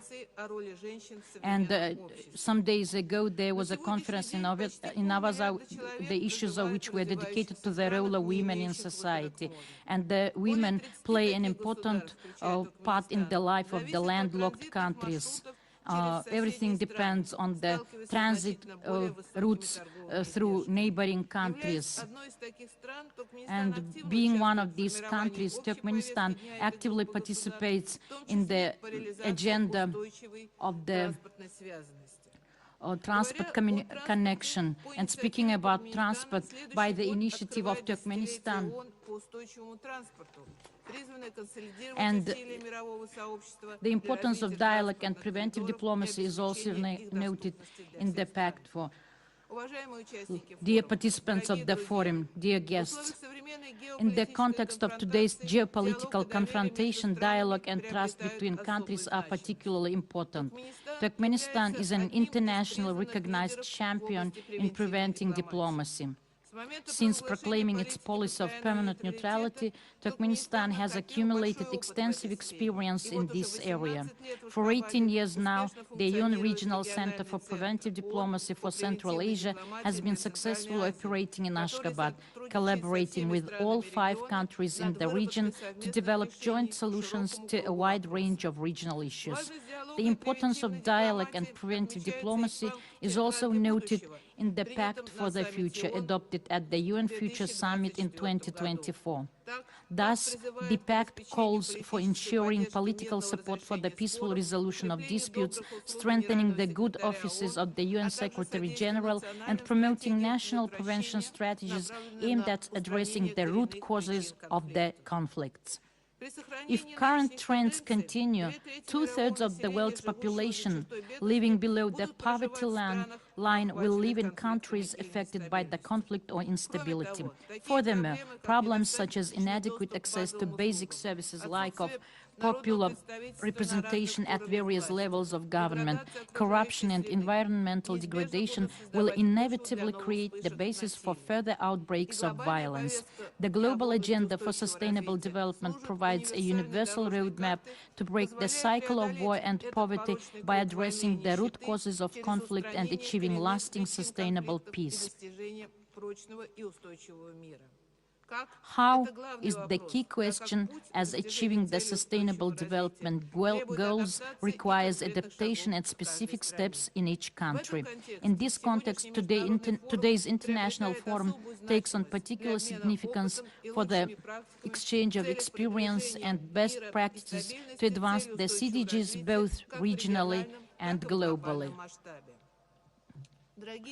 Dear friends, Turkmenistan's strategic geographic location and consistent neutrality in foreign policy allow it to remain a unique mediator between Asia and the Middle East, linking countries and peoples in the name of peace. Ultimately, everything humanity strives for, dignity and hope, progress and prosperity, is possible only through peace. When peace is chosen, everyone wins. In conclusion, let me once again congratulate the people of Turkmenistan on this significant anniversary and wish everyone peaceful skies, stability and prosperity. Thank you for your attention.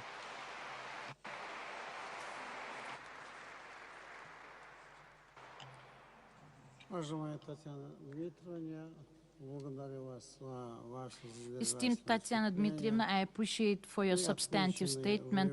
The points you highlighted underscore the key role of international cooperation in promoting the principles of equality, maintaining a culture of peaceful dialogue and coordinating initiatives aimed at strengthening peace and ensuring sustainable development.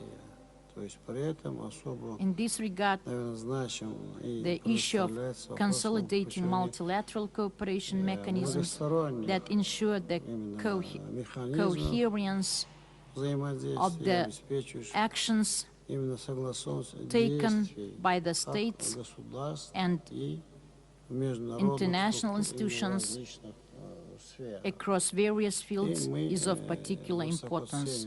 We highly value the role of the United Nations, its bodies, agents, structures, and institutions in addressing the pressing issues on today's global agenda. Thank you. Thank you once again. Dear participants of the International Conference, ladies and gentlemen, the floor is now given to Mr. Special Representative of the UN Secretary General for Central Asia and head of the UN Regional Center for Preventive Diplomacy for Central Asia, Mr. Kassym-Jomart. Please, the floor is yours.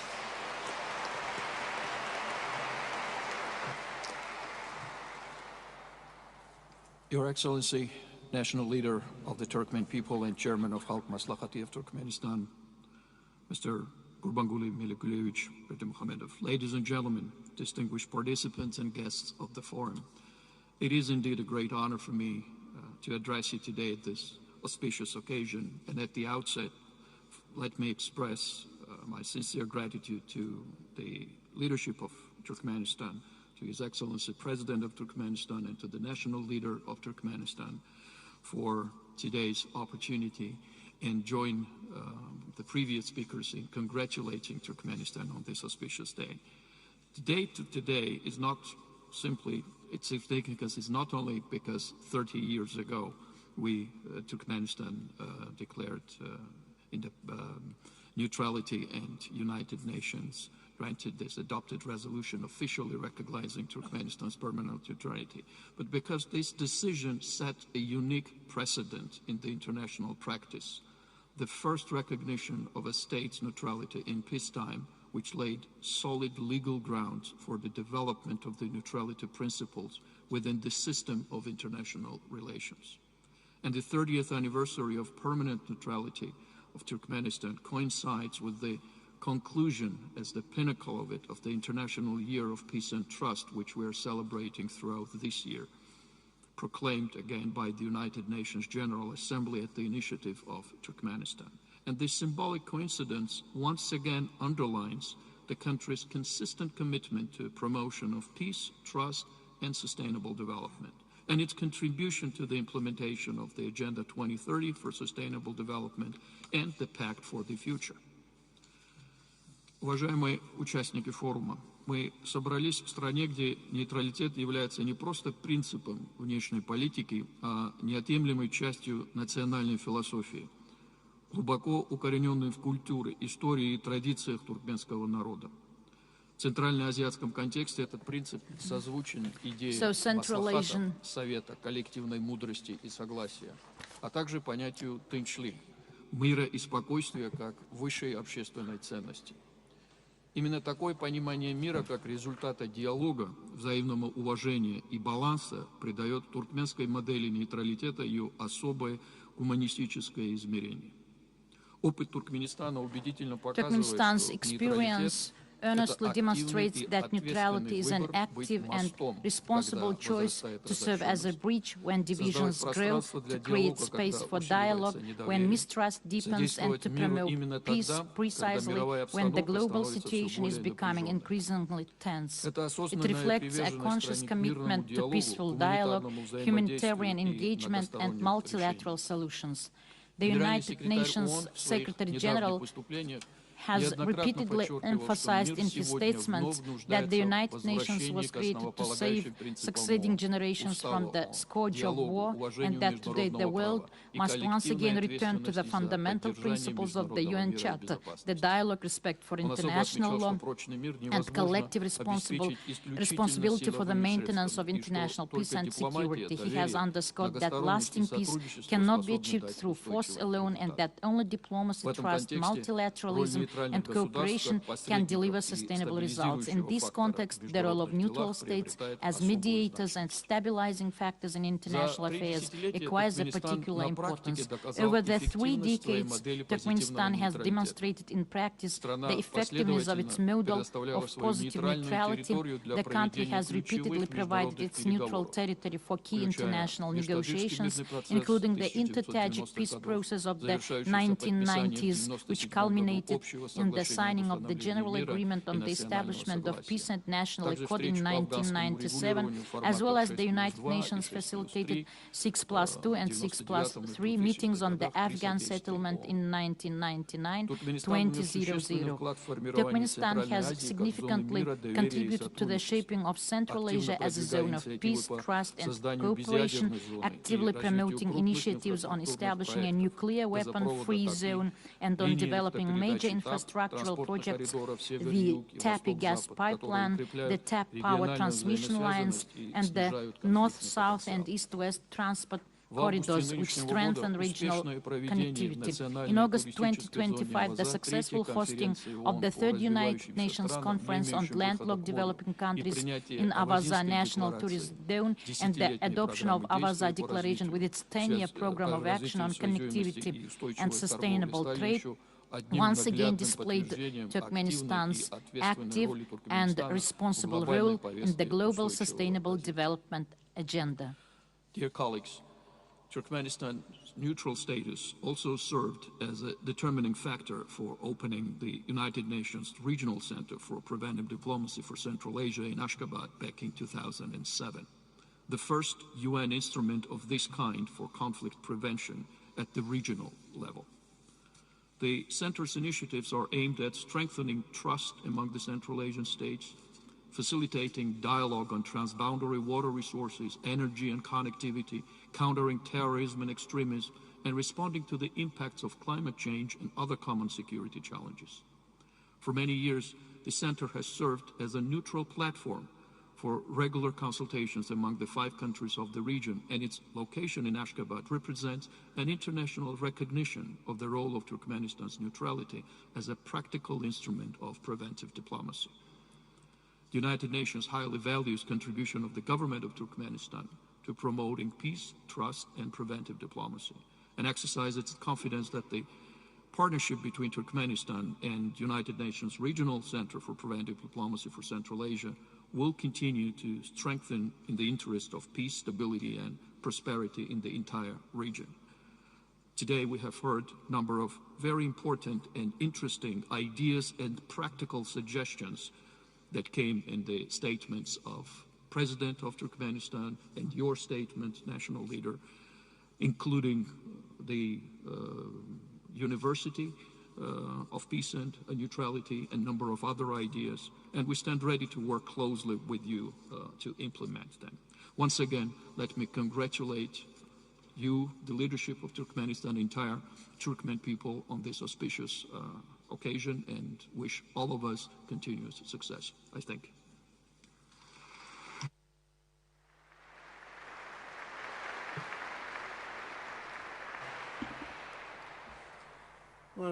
Dear Mr. Kassym-Jomart, thank you for your informative speech.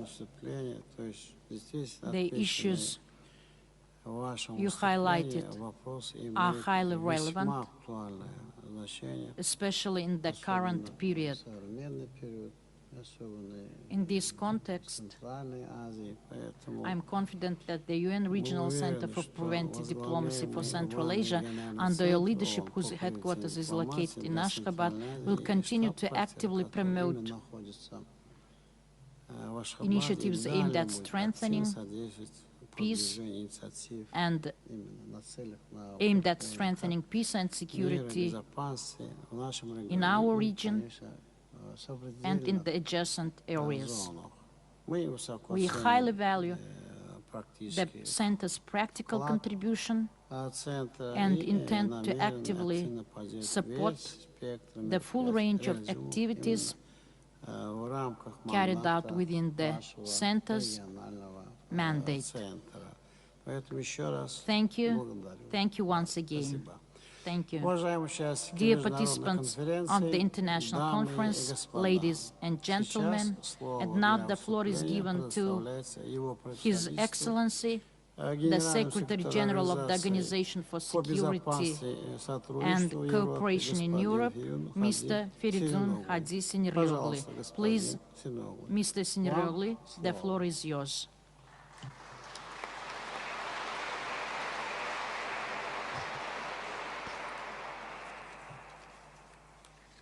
Your Excellency, the national leader of the Turkmen people and chair of Halk Maslahati, Gurbanguly Berdimuhamedov, distinguished participants, Excellencies, ladies and gentlemen, it is an honor for me to represent the Organization for Security and Cooperation in Europe at this forum dedicated to the International Year of Peace and Trust.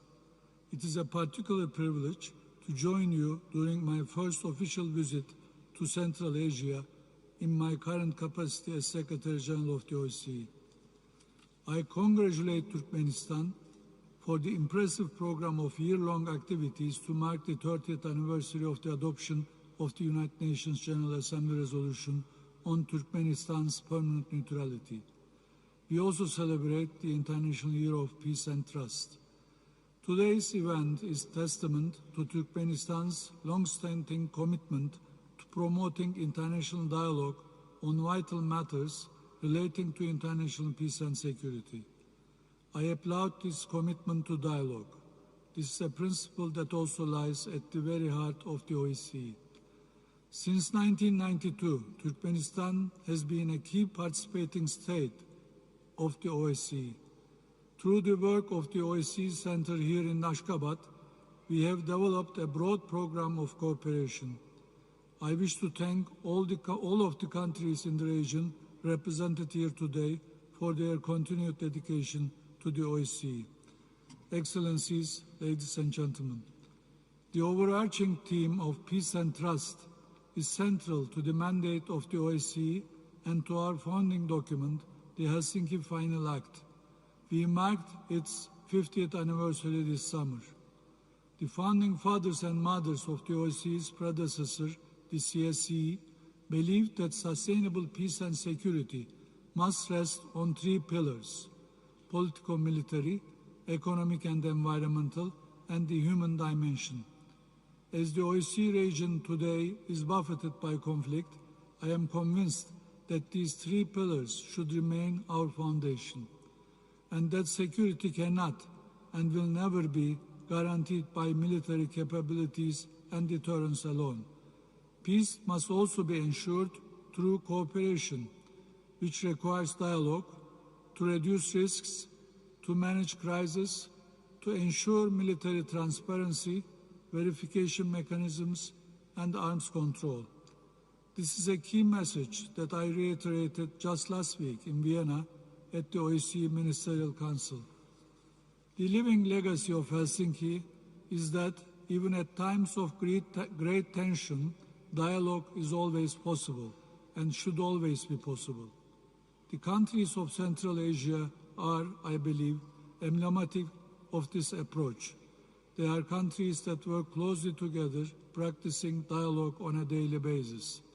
This year, indeed, was marked by historic diplomatic milestones for countries in the region, including the border delimitation agreement between Kyrgyzstan and Tajikistan of 13th March, the Kujan Declaration between Kyrgyzstan, Tajikistan and Uzbekistan of 31st March, and the holding of the Fergana Peace Forum on 15th and 16th October.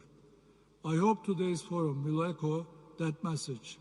It is possible to collaborate for the common good, even while maintaining distinct priorities and sensitivities. It is possible to settle historical disputes. Likewise, it is possible to bring an end to the wars that continue to affect our region, including in Ukraine. Diplomatic dialogue has accelerated in recent weeks, and I hope it will bear fruit. As the Turkmen poet Mahtumkuli Firaki once wrote, and I quote, "Let the loyalty to the creative thoughts, ideals of peace, justice, and progress serve as a main and clear guide in our joint work, end of quote. It is our historic responsibility. I again commend Turkmenistan for its great achievements. I thank you.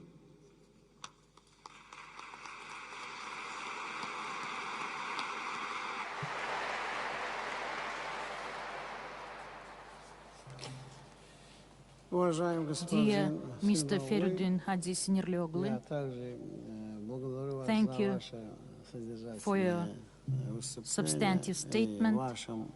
Your remarks clearly outlined the important role of the OSCE as a unique platform for dialogue integrating security, development, and the humanitarian dimension. The OSCE's approach, based on a comprehensive understanding of security, fully aligns with the philosophy of peaceful coexistence and neutrality. We will continue our constructive partnership with the OSCE and intend to further support the activities of its center in Ashgabat in the interests of peace and sustainable development. Thank you once again for providing clear guidance for further cooperation. Dear participants of the International Forum, and now I would like to give the floor to His Excellency, Secretary General of the Economic Cooperation Organization, Mr. Asad Majid Khan. Please, Mr. Asad Majid Khan, the floor is yours.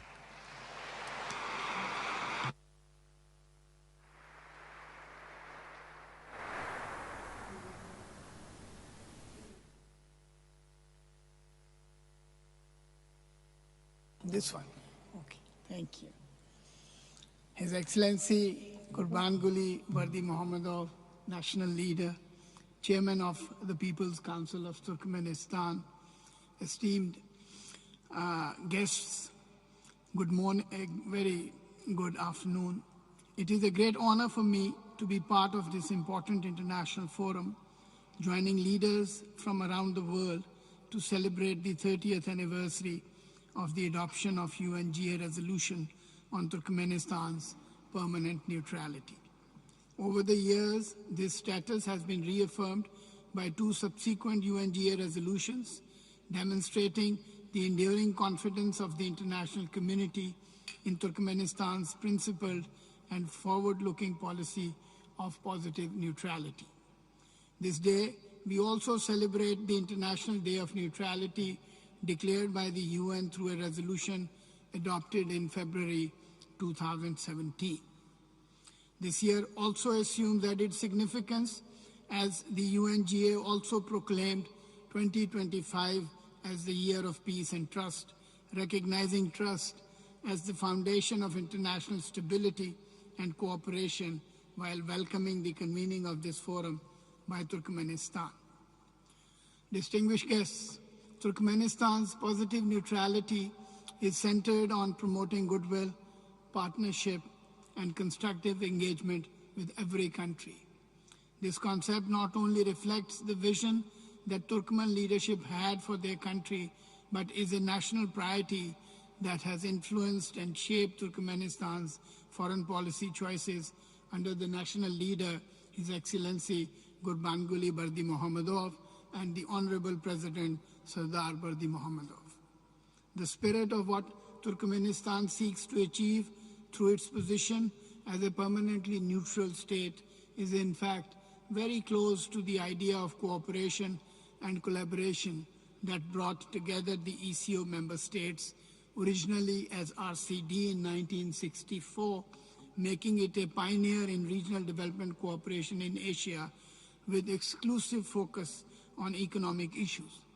Renamed as ECO in 1985 and expanded in 1992, the organization provided us the opportunity to renew and refresh the historic, cultural, linguistic, economic, and religious links that countries of the ECO region have had for centuries. The Izmir Treaty, which is the charter of ECO, recognizes peace and stability as the prerequisites for economic cooperation and embraces them as key objectives of the organization by working to promote conditions for sustainable economic development. Understandably, therefore, ECO member states have been in the forefront of those who supported Turkmenistan's initiatives and endorsed the aims and principles that underpin the concept of neutrality. For us at ECO, the nexus between peace and development is inextricable, and we seek to achieve both peace and security through cooperation aimed at achieving economic growth and development in the region.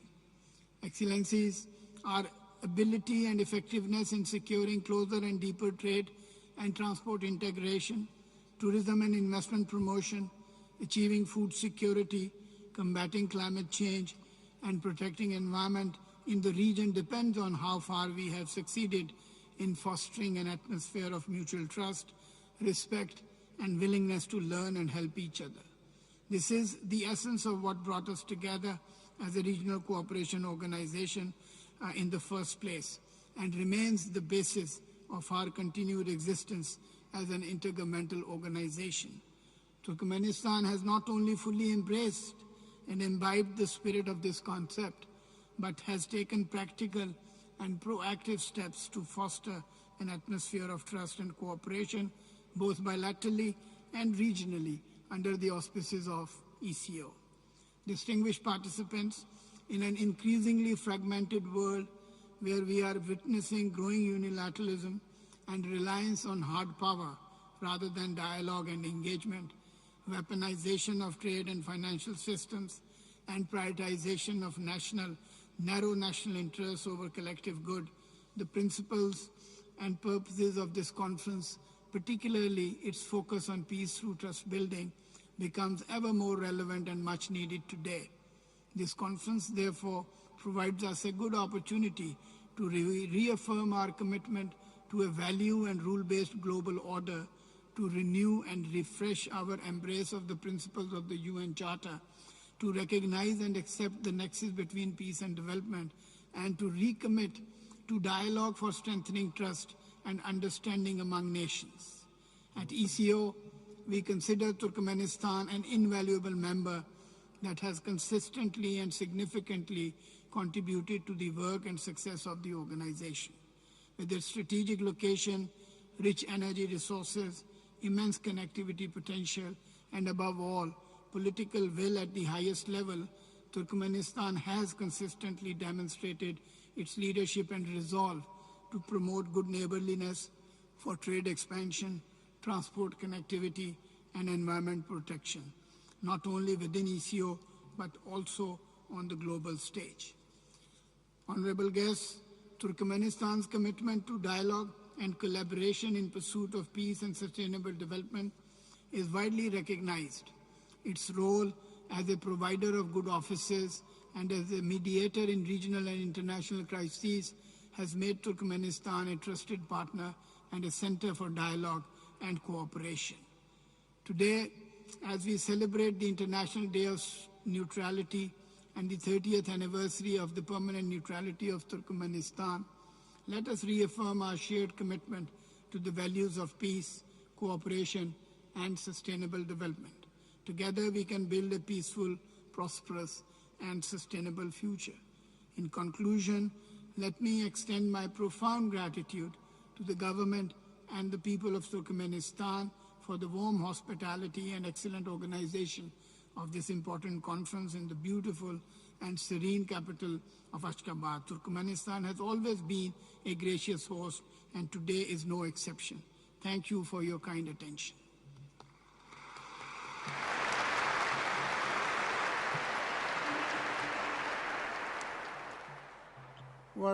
Dear Mr. Asad Majid Khan, I would like to express my appreciation for your statement, for your interesting speech.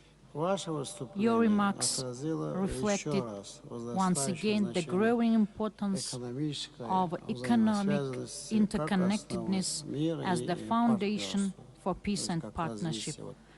the development of transport corridors, energy cooperation, and trade linkages with the ECO region directly contributes to strengthening trust between states and to sustainable economic growth.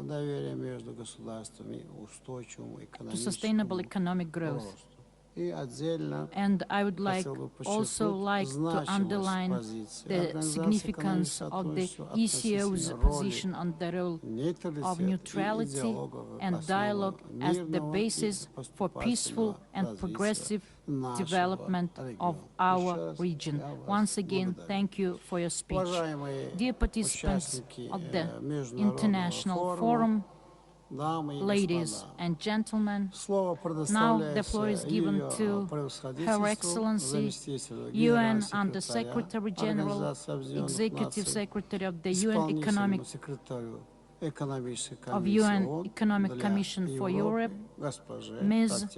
Tatiana Malchan. Thank you. Please, the floor is yours.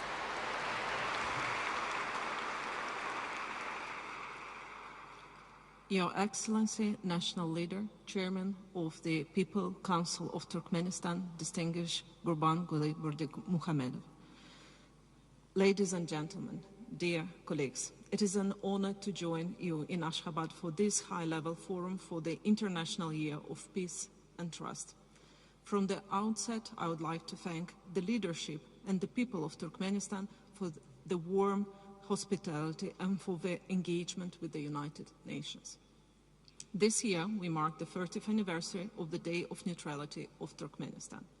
Allow me to extend, on behalf of the United Nations Economic Commission for Europe, my sincere congratulations on this milestone. It reflects a foreign policy choice that seeks to contribute to stability, dialogue, and cooperation in a complex world. As many of the leaders mentioned today, the words peace and trust carry a particular weight.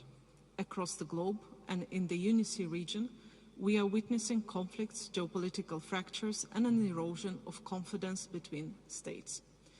In such an environment, the principles of the UN Charter, respect for sovereignty, the peaceful settlement of disputes, and the duty to cooperate are more essential than ever. Neutrality, when firmly anchored in these principles, can and is a stabilizing force. It can create space for dialogue when channels are closing and provide a platform for cooperation on issues that transcend borders. But peace and trust is not built only in conference halls or at negotiating tables. They are nurtured and nurtured every day through the choices that governments make and the partnerships they forge. They grow where people see their rights respected and opportunities fairly shared, so that their children can look to the future with hope. The work of UNECE reflects this understanding. Our role is to foster cooperation and integration across the pan-European region and as well in Eurasia, including with the countries of Central Asia. For decades, our legal instrument, norms and standards have helped to turn potential fault lines into areas of practical cooperation in transport, in trade, energy, environment, and beyond. Turkmenistan has been a valued partner in this endeavor. Through the UN Special Program for the Economies of Central Asia, SPECA, we have worked together to strengthen connectivity, diversify economies, and promote sustainable development across the sub-region. The last SPECA Heads of State Summit showcased the ambition of the region, of the countries from Central Asia and their partners to build an integrated, resilient and prosperous regional space. This year, Turkmenistan chaired SPECA, and the annual meeting will be hosted in Ashgabat in January 2026. And I warmly thank the government and the leadership of Turkmenistan for its excellent chairmanship of SPECA. This yet is another sign of your commitment to peaceful cooperation and sustainable development, both in the region but also globally. A very specific subject where we have vast cooperation is water. Water, and as a party to the Convention on the Protection of the Use of Transboundary Watercourses and International Lake, Turkmenistan is contributing to a rules-based framework for the joint, equitable and sustainable management of shared water resources. At a time of growing climate stress, such cooperation helps prevent conflict, protect livelihoods, and support long-term development. We also value our cooperation with Turkmenistan on sustainable transport, on trade, facilitation, statistics, and on the broader implementation of the 2030 Agenda for Sustainable Development. Each of these areas may seem technical, but together they form part of the infrastructure of peace, the standards, data, and institutions that allow countries to exchange goods, share information, manage risks, and plan their future together. As we look ahead, the challenges facing this region, climate change, water scarcity, rapid technological change, and demographic shifts, this will all test our capacity for cooperation. They will also offer opportunities to deepen integration, invest in people and in green growth, and ensure that no one is left behind. UNECE stands ready to continue and to strengthen its partnership with Turkmenistan and with all of the countries from the region. We will support your efforts to harness the potential of regional cooperation, to implement international norms and standards, and to build societies that are more peaceful, more just, and more sustainable. On this 30th anniversary of the Day of Neutrality, I wish Turkmenistan and its people peace, prosperity, and success. May your journey of neutrality be one of active engagement for dialogue and cooperation, and may the spirit of peace and trust that inspires this forum guide our collective efforts in the years ahead. I thank you.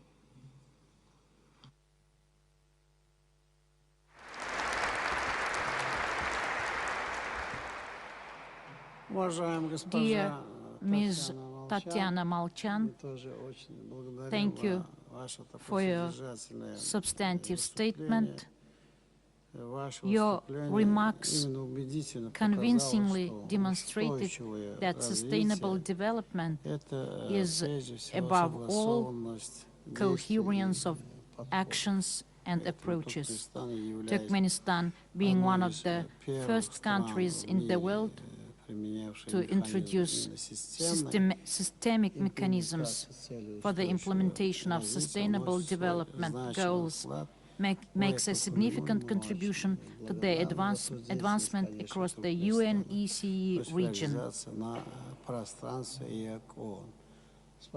Thank you once again for your insightful address. Dear participants of the International Forum, and now I would like to give the floor to Her Excellency Under-Secretary General of the United Nations and Executive Secretary of the United Nations Economic and Social Commission for Asia and the Pacific Ocean, Ms. Armida Salsiye Alisjahbana. Please, Dr. Armida, the floor is yours. His Excellency Mr. Gurbanguly Berdimuhamedov, National Leader of Turkmenistan, Excellencies, distinguished delegates, ladies and gentlemen. It is an honor to deliver my remarks at this forum on peace and trust, unity of goals for a sustainable future here in the beautiful city of Ashgabat. This forum coincides with the International Day of Neutrality and the 30th anniversary of the permanent neutrality of Turkmenistan. These significant milestones serve as a powerful reminder of the enduring value of neutrality, a principle that fosters dialogue, mutual respect, and peaceful cooperation among nations. I would like to take this opportunity to commend the leadership of Turkmenistan and the government of Turkmenistan for their steadfast commitment to neutrality, peace, and trust. Turkmenistan's leadership provides an inspiring example of how neutrality can serve as a foundation for constructive international engagement and sustainable development. By hosting this forum, Turkmenistan reaffirms its dedication to advancing multilateralism and strengthening both regional and global cooperation in pursuit of the Sustainable Development Goals. This spirit of neutrality and cooperation resonates deeply with our collective efforts to achieve the 2030 Agenda for Sustainable Development.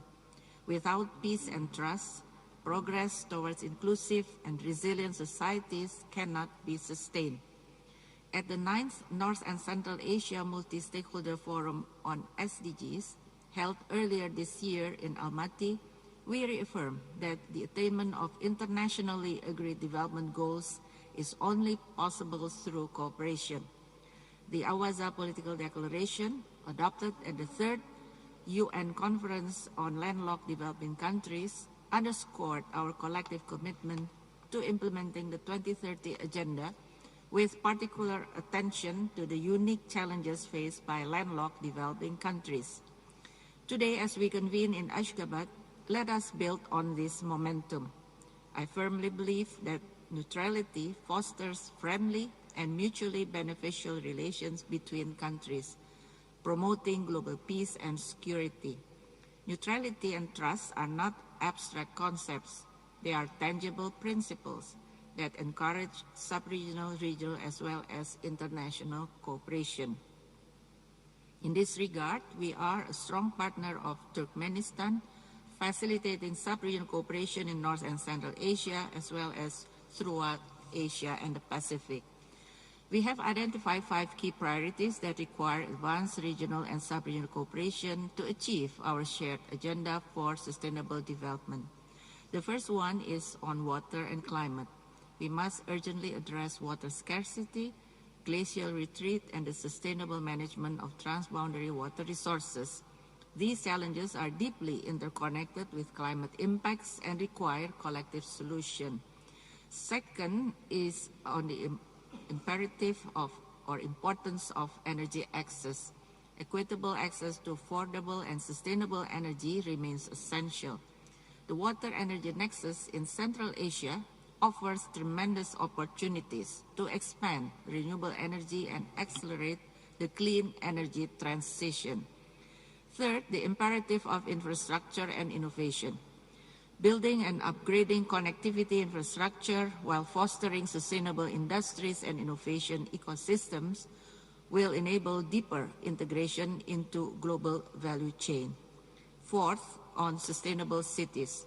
Smart technologies can transform urban development, but disaster risk preparedness must remain a priority to protect communities. And finally, on partnership and financing. Reinforcing regional cooperation, mobilizing financing for development, and promoting inclusive multi-stakeholder partnership are critical to ensuring that no one is left behind. Excellencies, distinguished delegates, ladies and gentlemen, we stand ready to support you in your pursuit of sustainable development. Together, through peace, trust, and unity of purpose, we can accelerate progress toward the 2030 Agenda and ensure a sustainable future for all. Let us seize this opportunity to reaffirm our shared commitment and move forward with renewed determination. I wish you all a very successful forum. Thank you very much.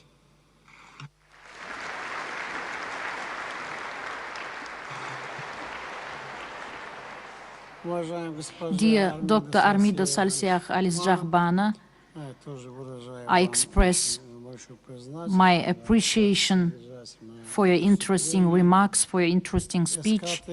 ESCAP plays a key role in developing modern solutions in the areas of transport, digitalization, smart cities, modern cities, and climate resilience. We highly value the Commission's contribution to shaping a new economic profile of the Asia-Pacific region. I am confident that our cooperation with ESCAP will continue to serve the cause of peace, prosperity, and sustainable development for all countries of the region. Thank you once again. Dear participants of the conference, dear friends, and now I would like to give the floor to His Excellency, the Secretary General of the Shanghai Cooperation Organization, Mr. Nurlan Bayuzokovich Ermekbayev. Please, Nurlan Bayuzokovich, the floor is yours.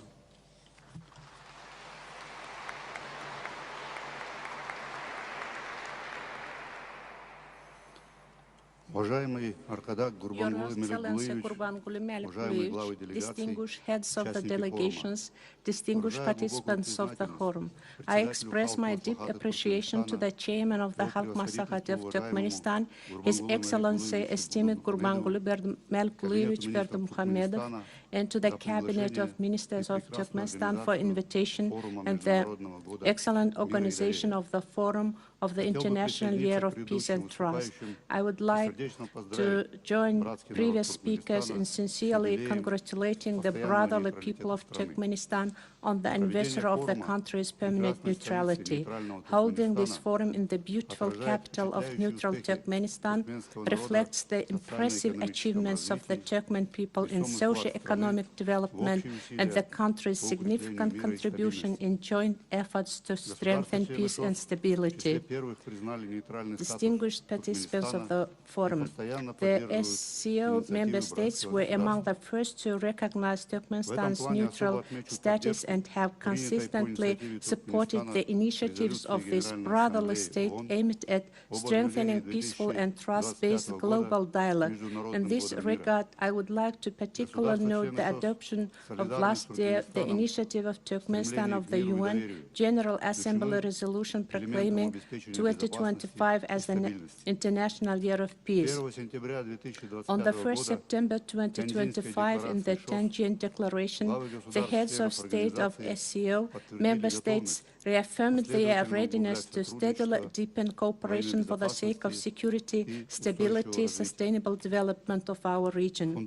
The fundamental principles of the Shanghai Spirit, which embody mutual trust and mutual benefit, equality, consultations, respect for cultural diversity, and the pursuit of the joint development are in many ways consonant with the noble principles of neutrality, openness to broad partnerships, receptiveness to positive global experience, and an active peace-loving position in addressing regional and global challenges.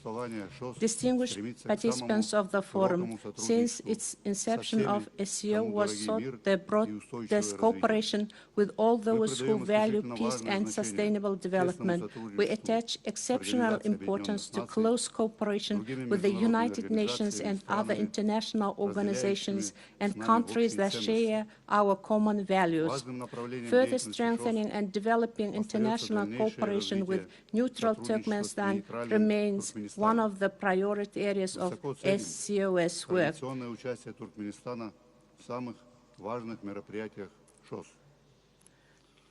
Your Excellency, esteemed Gurbanguly Melikulevich, let me once again congratulate you and the brotherly people of Turkmenistan on the anniversary of neutrality, to thank you for the traditional hospitality. I wish you peace and prosperity to your beautiful country. Thank you very much.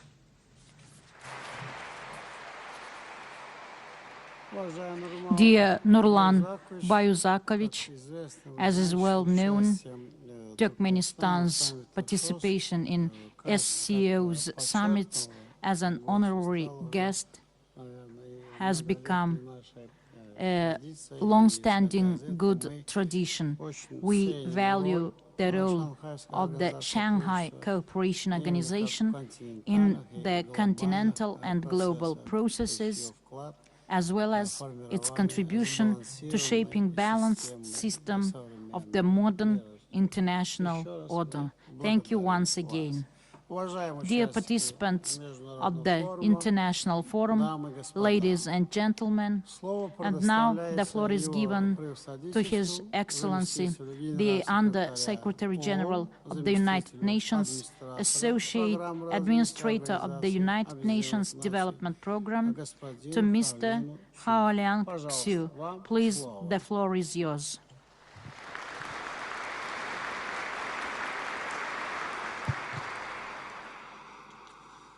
Your Excellency, Mr. Gurbanguly Berdimuhamedov, National Leader of the Turkmen people, Chairman of the Halk Maslahat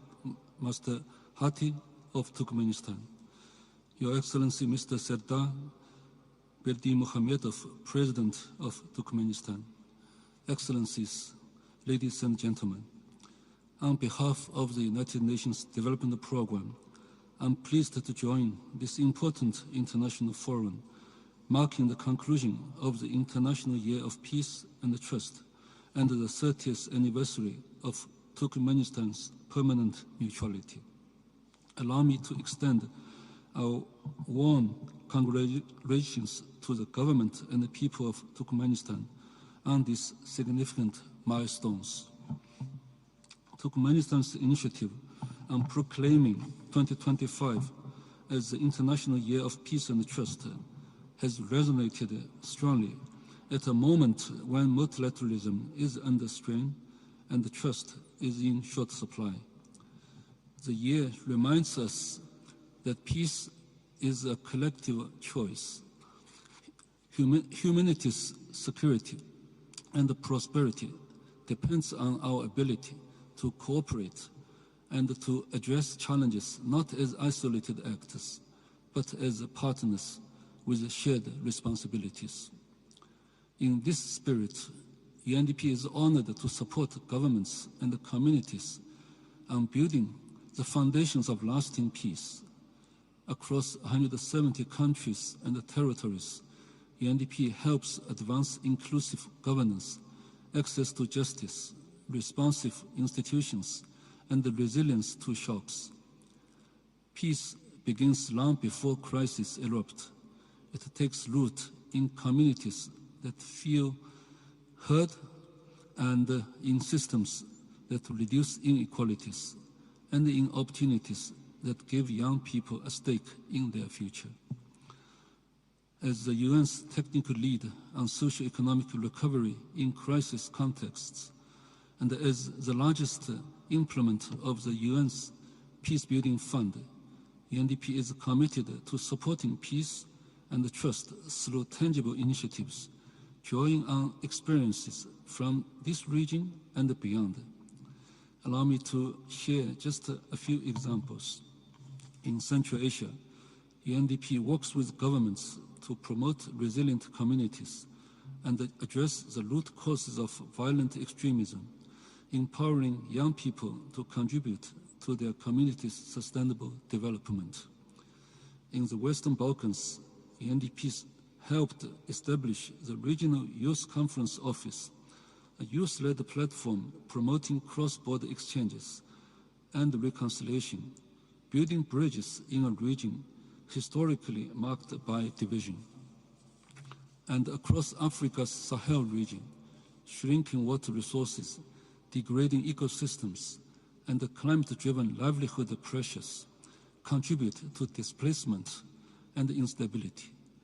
UNDP supports regional efforts to improve climate information sharing, restore landscapes, and expand alternative livelihoods, helping communities adapt while reducing pressures that can escalate into tensions. The importance to strengthen peace and resilience has never been more urgent. Rising global tensions, climate stresses, and deepening inequalities are eroding social cohesion and undermining development gains. The Secretary General's new Agenda for Peace calls for rethinking multilateral cooperation and investing in prevention, placing people at the center of peace efforts. Development must be part of the solution, because there can be no peace without development, and no development without peace. Today, Turkmenistan celebrates 3 decades of internationally recognized neutrality, reflecting its dedication to dialogue and preventive diplomacy. Through this forum and other initiatives, Turkmenistan demonstrates how member states can foster cooperation to advance peace and sustainable development. UNDP values its long-standing partnership with Turkmenistan and the progress achieved together in areas such as health systems strengthening, digitalization, climate action, and inclusive green economic development. Over the past 3 decades, This collaboration has evolved into a solid framework for advancing national development priorities and supporting a sustainable, more inclusive future for the people of Turkmenistan. Excellencies, ladies and gentlemen, the momentum created by the International Year of Peace and Trust should extend well beyond 2025. Let us ensure that peace and trust are not only celebrated in declarations, but embedded in policies and partnerships that improve people's lives. UNDP stands firmly with Turkmenistan, the United Nations family, and all partners to advance peace, resilience, and opportunity for all.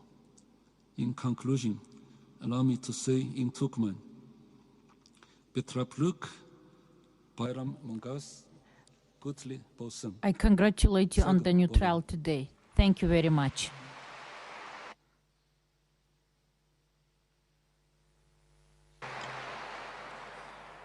Dear Mr. Haolan Su, I express my deep gratitude for your interesting statement.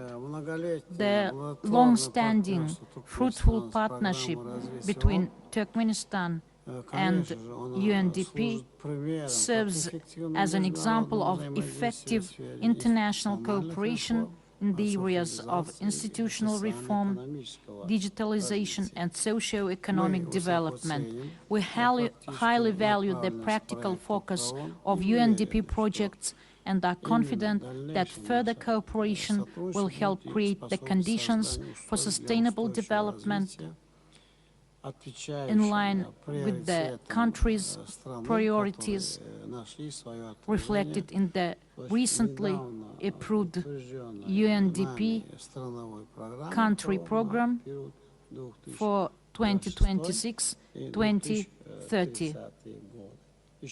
Thank you once again.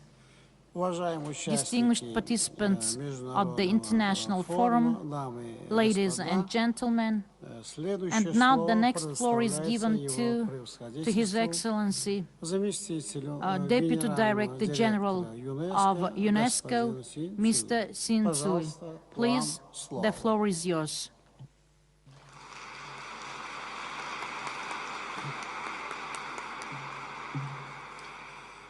Your Excellency, Mr. Gurbanguly Berdi Muhammedov, National Leader of the Turkmen people, Excellencies, ladies and gentlemen, I am so pleased to be here with you today, representing the Director General of UNESCO, Mr. Khalid El-Elani, on the occasion of this international forum dedicated to peace and trust, and to the 30th anniversary of the permanent neutrality of Turkmenistan. I would first of all like to thank the Turkmen authorities, and in particular His Excellency, Chairman of the People's Council, National Leader of the Turkmen people, for hosting this forum. A member of UNESCO since 1993, Turkmenistan now have 5 sites inscribed on the World Heritage List, from the ancient Merv oasis city to the cold winter deserts of Turan, and 9 elements inscribed on the intangible cultural heritage list, including the epic art of Gorogli and traditional Turkmen carpet-making art. And in a few days, in New Delhi, the Intangible Cultural Heritage Committee will consider Turkmenistan's nomination of the art of breeding Turkmen alabai. Our cooperation has grown even stronger over the past years, and we have worked to promote these countries' knowledge, tradition, and heritage. We saw Ashgabat join UNESCO Creative Cities Network in 2023. We established academic partnerships through the creation of chairs dedicated to heritage and climate. And now and new institutions joined the network of UNESCO-associated schools. And we are determined to go even further. The forum that brings us today together align with the clear vision, one of the world founded on dialogue and international cooperation. A vision that UNESCO wholeheartedly shares and worked to achieve every day across all areas of its mandate. In practical terms, this means strengthening education for peace. This means constructing defenses of peace in the minds of women and men through education, culture, sciences, communication, and information. This means preserving biodiversity and assuring ethical use of new technologies. This means promoting cultural expression as a vector of dialogue and cohesion. And this means defending the freedom of speech and the safety of journalists. Today's forum and its 3 thematic sessions offer a valuable platform to those who imagine a multilateralism that is more human, more inclusive, and more action-oriented. The outcomes of this process, in particular, the final document that is currently being drafted, will serve the entire UN family, and UNESCO stands ready to lend its full support. Excellencies, ladies and gentlemen, this forum reminds us of something essential. Peace is built over time, through dialogue, through listening, and through trust. UNESCO will remain engaged alongside you to make this ambition a reality in service of the people. Your Excellency, National Leader, let me congratulate you again on behalf of UNESCO on the 30th anniversary of the permanent neutrality of Turkmenistan. I thank you for your attention.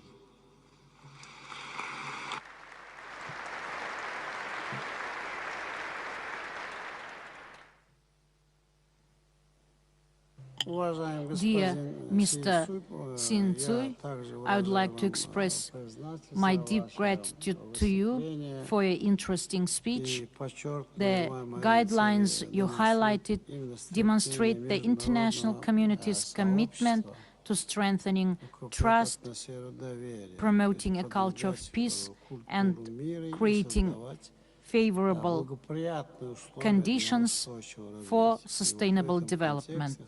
In this context, I would like to particularly note the constructive nature of Turkmenistan's cooperation with UNESCO. We intend to further expand cooperation in the fields of education, science, culture, and preservation of tangible and intangible heritage. I would like to especially thank you as you are our,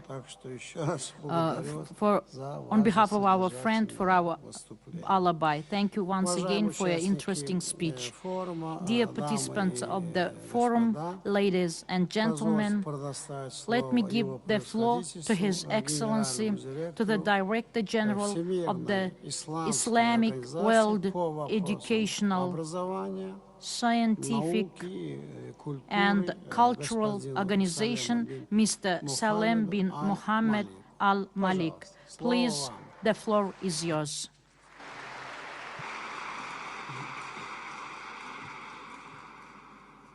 Bismillah ar-Rahman ar-Rahim. Your Excellency, National Leader Gurbanguly Berdimuhamedov, distinguished guests, ladies and gentlemen, it is a profound honor to speak in Turkmenistan, a nation whose leadership treasure heritage, protect dignity, uplifts identity and elevates values that nourish peace and trust. The vision of the national leader, His Excellency Gurbanguly Berdimuhamedov, continues to inspire unity at home and respect abroad. This international conference on trust and peace comes at a moment when global uncertainties test convictions on one side and cooperation on the other. Yet values remains our compass when horizon grows unclear. In Islam and in every religion, values are living forces, shaping character with sincerity, guiding behaviors with responsibilities, nurturing compassion with societies. Among these values, trust stands as scared amana. Trust binds integrity to action. It strengthens cooperation with openness. It transforms intentions into durable peace. In moments of turbulence, trust steadies nations, strengthens resolves, renews confidence, and lifts hopes. At ICESCO, trust is a guiding principle. It is the foundation for our work. We focus on youth because they hold the creativity to rebuild bridges and the courage to reshape tomorrow. Through two flagship initiatives, the Leadership Training in Peace and Security and the ICESCO Youth Peace Ambassador Program, we equip young leaders with the tools to lead with empathy, responsibility, dialogue, and shared purpose. Our LTIPS now is in its 4th edition, has engaged youth and women leaders from more than 90 countries. Our Youth Peace Ambassador Network, which began with 180 young leaders, has now reached more than 200,000 youth worldwide, directly and indirectly. These programs affirm a powerful truth.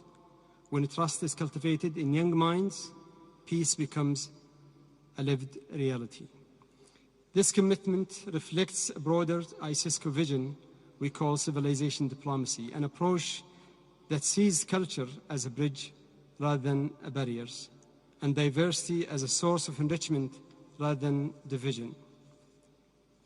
Today's theme resonates deeply with the wisdom of Turkmenistan great poet philosopher Maktum Goli Fragi, who wrote, "Let the world be filled with friendship.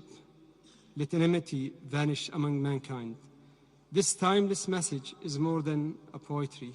It is a global roadmap for building trust and safeguarding peace. 1 year ago, on 18th December 2024, ICESCO proudly hosted the celebration of the 300th anniversary of Muhammad Goli Fragi at its headquarters in Rabat, in cooperation with Turkmenistan and Turkestan.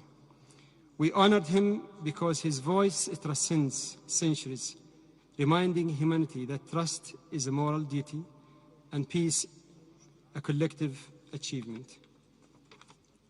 Your Excellency, may I propose that an international conference in youth and neutrality, as youth are the future leader. On this conference, an initiative can be brought up, the Youth Ambassador of Neutrality. And ICESCO will be happy to be a partner with Turkmenistan government to organize such an important event. I also take this opportunity to appraise the Kingdom of Saudi Arabia for hosting the global conference of Alliance of Civilization on 14-15 December, focusing on youth and their participation and their importance as a dialogue promoter of civilization. Turkmenistan stands today as a shining example of how values endure when nations protect them and flourish when leaders champion them. And so lasting truth brings us together in this hall. Trust is the path to peace, and peace endures when trust prevails. Thank you. Assalamu alaikum.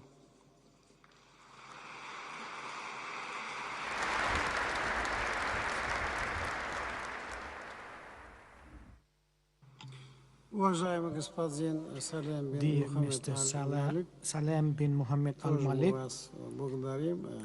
thank you very much for your meaningful statement, and the priorities in education, science, culture, and heritage preservation highlight the importance of strengthening cooperation among the countries of the Islamic world. Initiatives in expanding human potential and promoting dialogue among civilizations make a significant contribution to building a sustainable and inclusive society. Thank you very much for your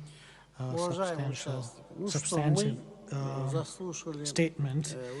Dear participants, we have heard the statements of the heads of international organizations.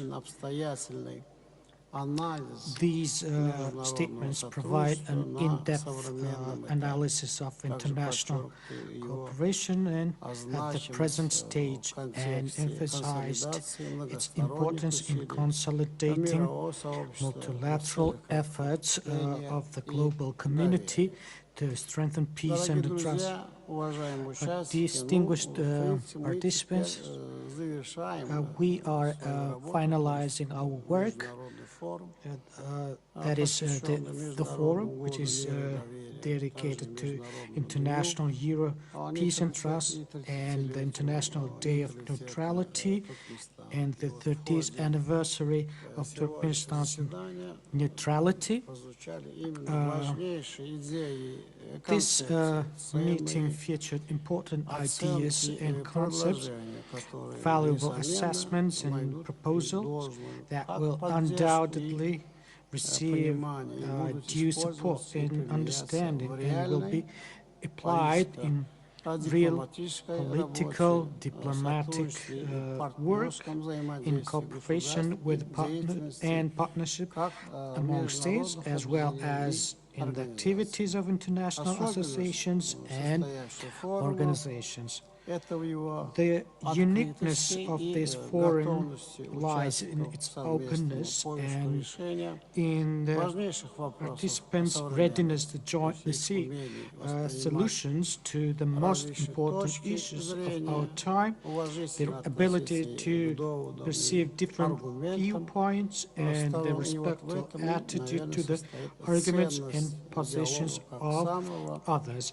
This is the essence of a dialogue as the most promising, rational, perhaps the only path that can yield truly significant results, create conditions for achieving balance and accommodating legitimate interests, and build realistic and forward-looking approaches that ensure agreement and constructive compromise on even the most complex issues. In this sense, the forum has set the right and viable geopolitical and economic vectors for the long term.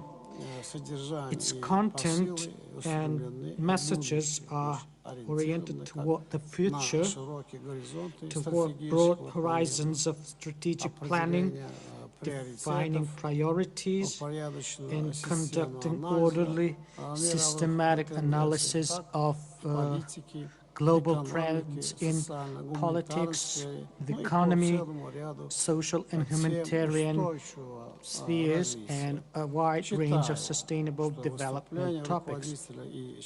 I believe that the statements of the heads and the members of delegations and the broad exchange of views clearly demonstrated that we are all united by a common understanding of the principle, objective, and indisputable reality, the need to create an integral, indivisible system of security and development that meets the true interests of all peoples of the planet.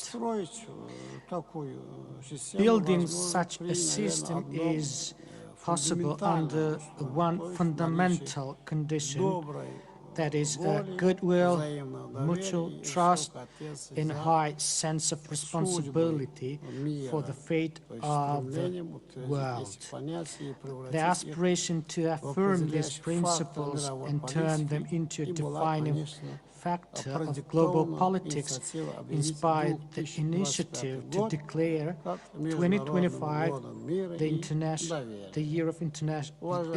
Year of Peace and Trust. Distinguished participants, dear friends, the forum is drawing to a close. It has reaffirmed that the values and ideals reflected in its title, Peace and Trust, are gaining more and more supporters, becoming not an abstract notion, but real and effective drivers of global development and a moral foundation and a motivating force for constructive interaction and cooperation. Of course, much remains to be done to enrich these principles in political practice and public consciousness, but there is no doubt that we are on the right path.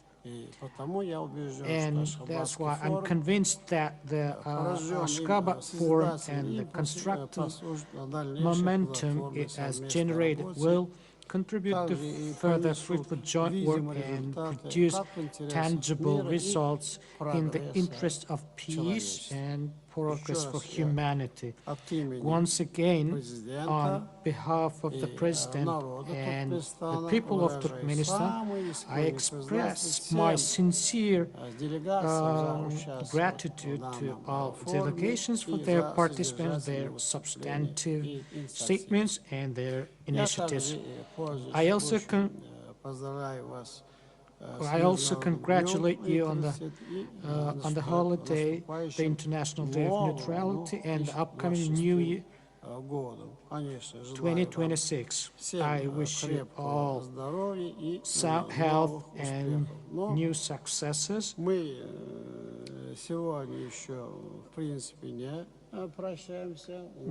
don't say goodbye, but we will all take part in the concert at 5 p.m. We will also meet in the evening during the official reception, and we can also continue our dialogue. That's why, dear friends, distinguished participants, I declare the International Forum dedicated to the International Year of Peace and Trust, the International Day of Neutrality, and the 30th anniversary of Turkmenistan's neutrality closed. Thank you for your kind attention.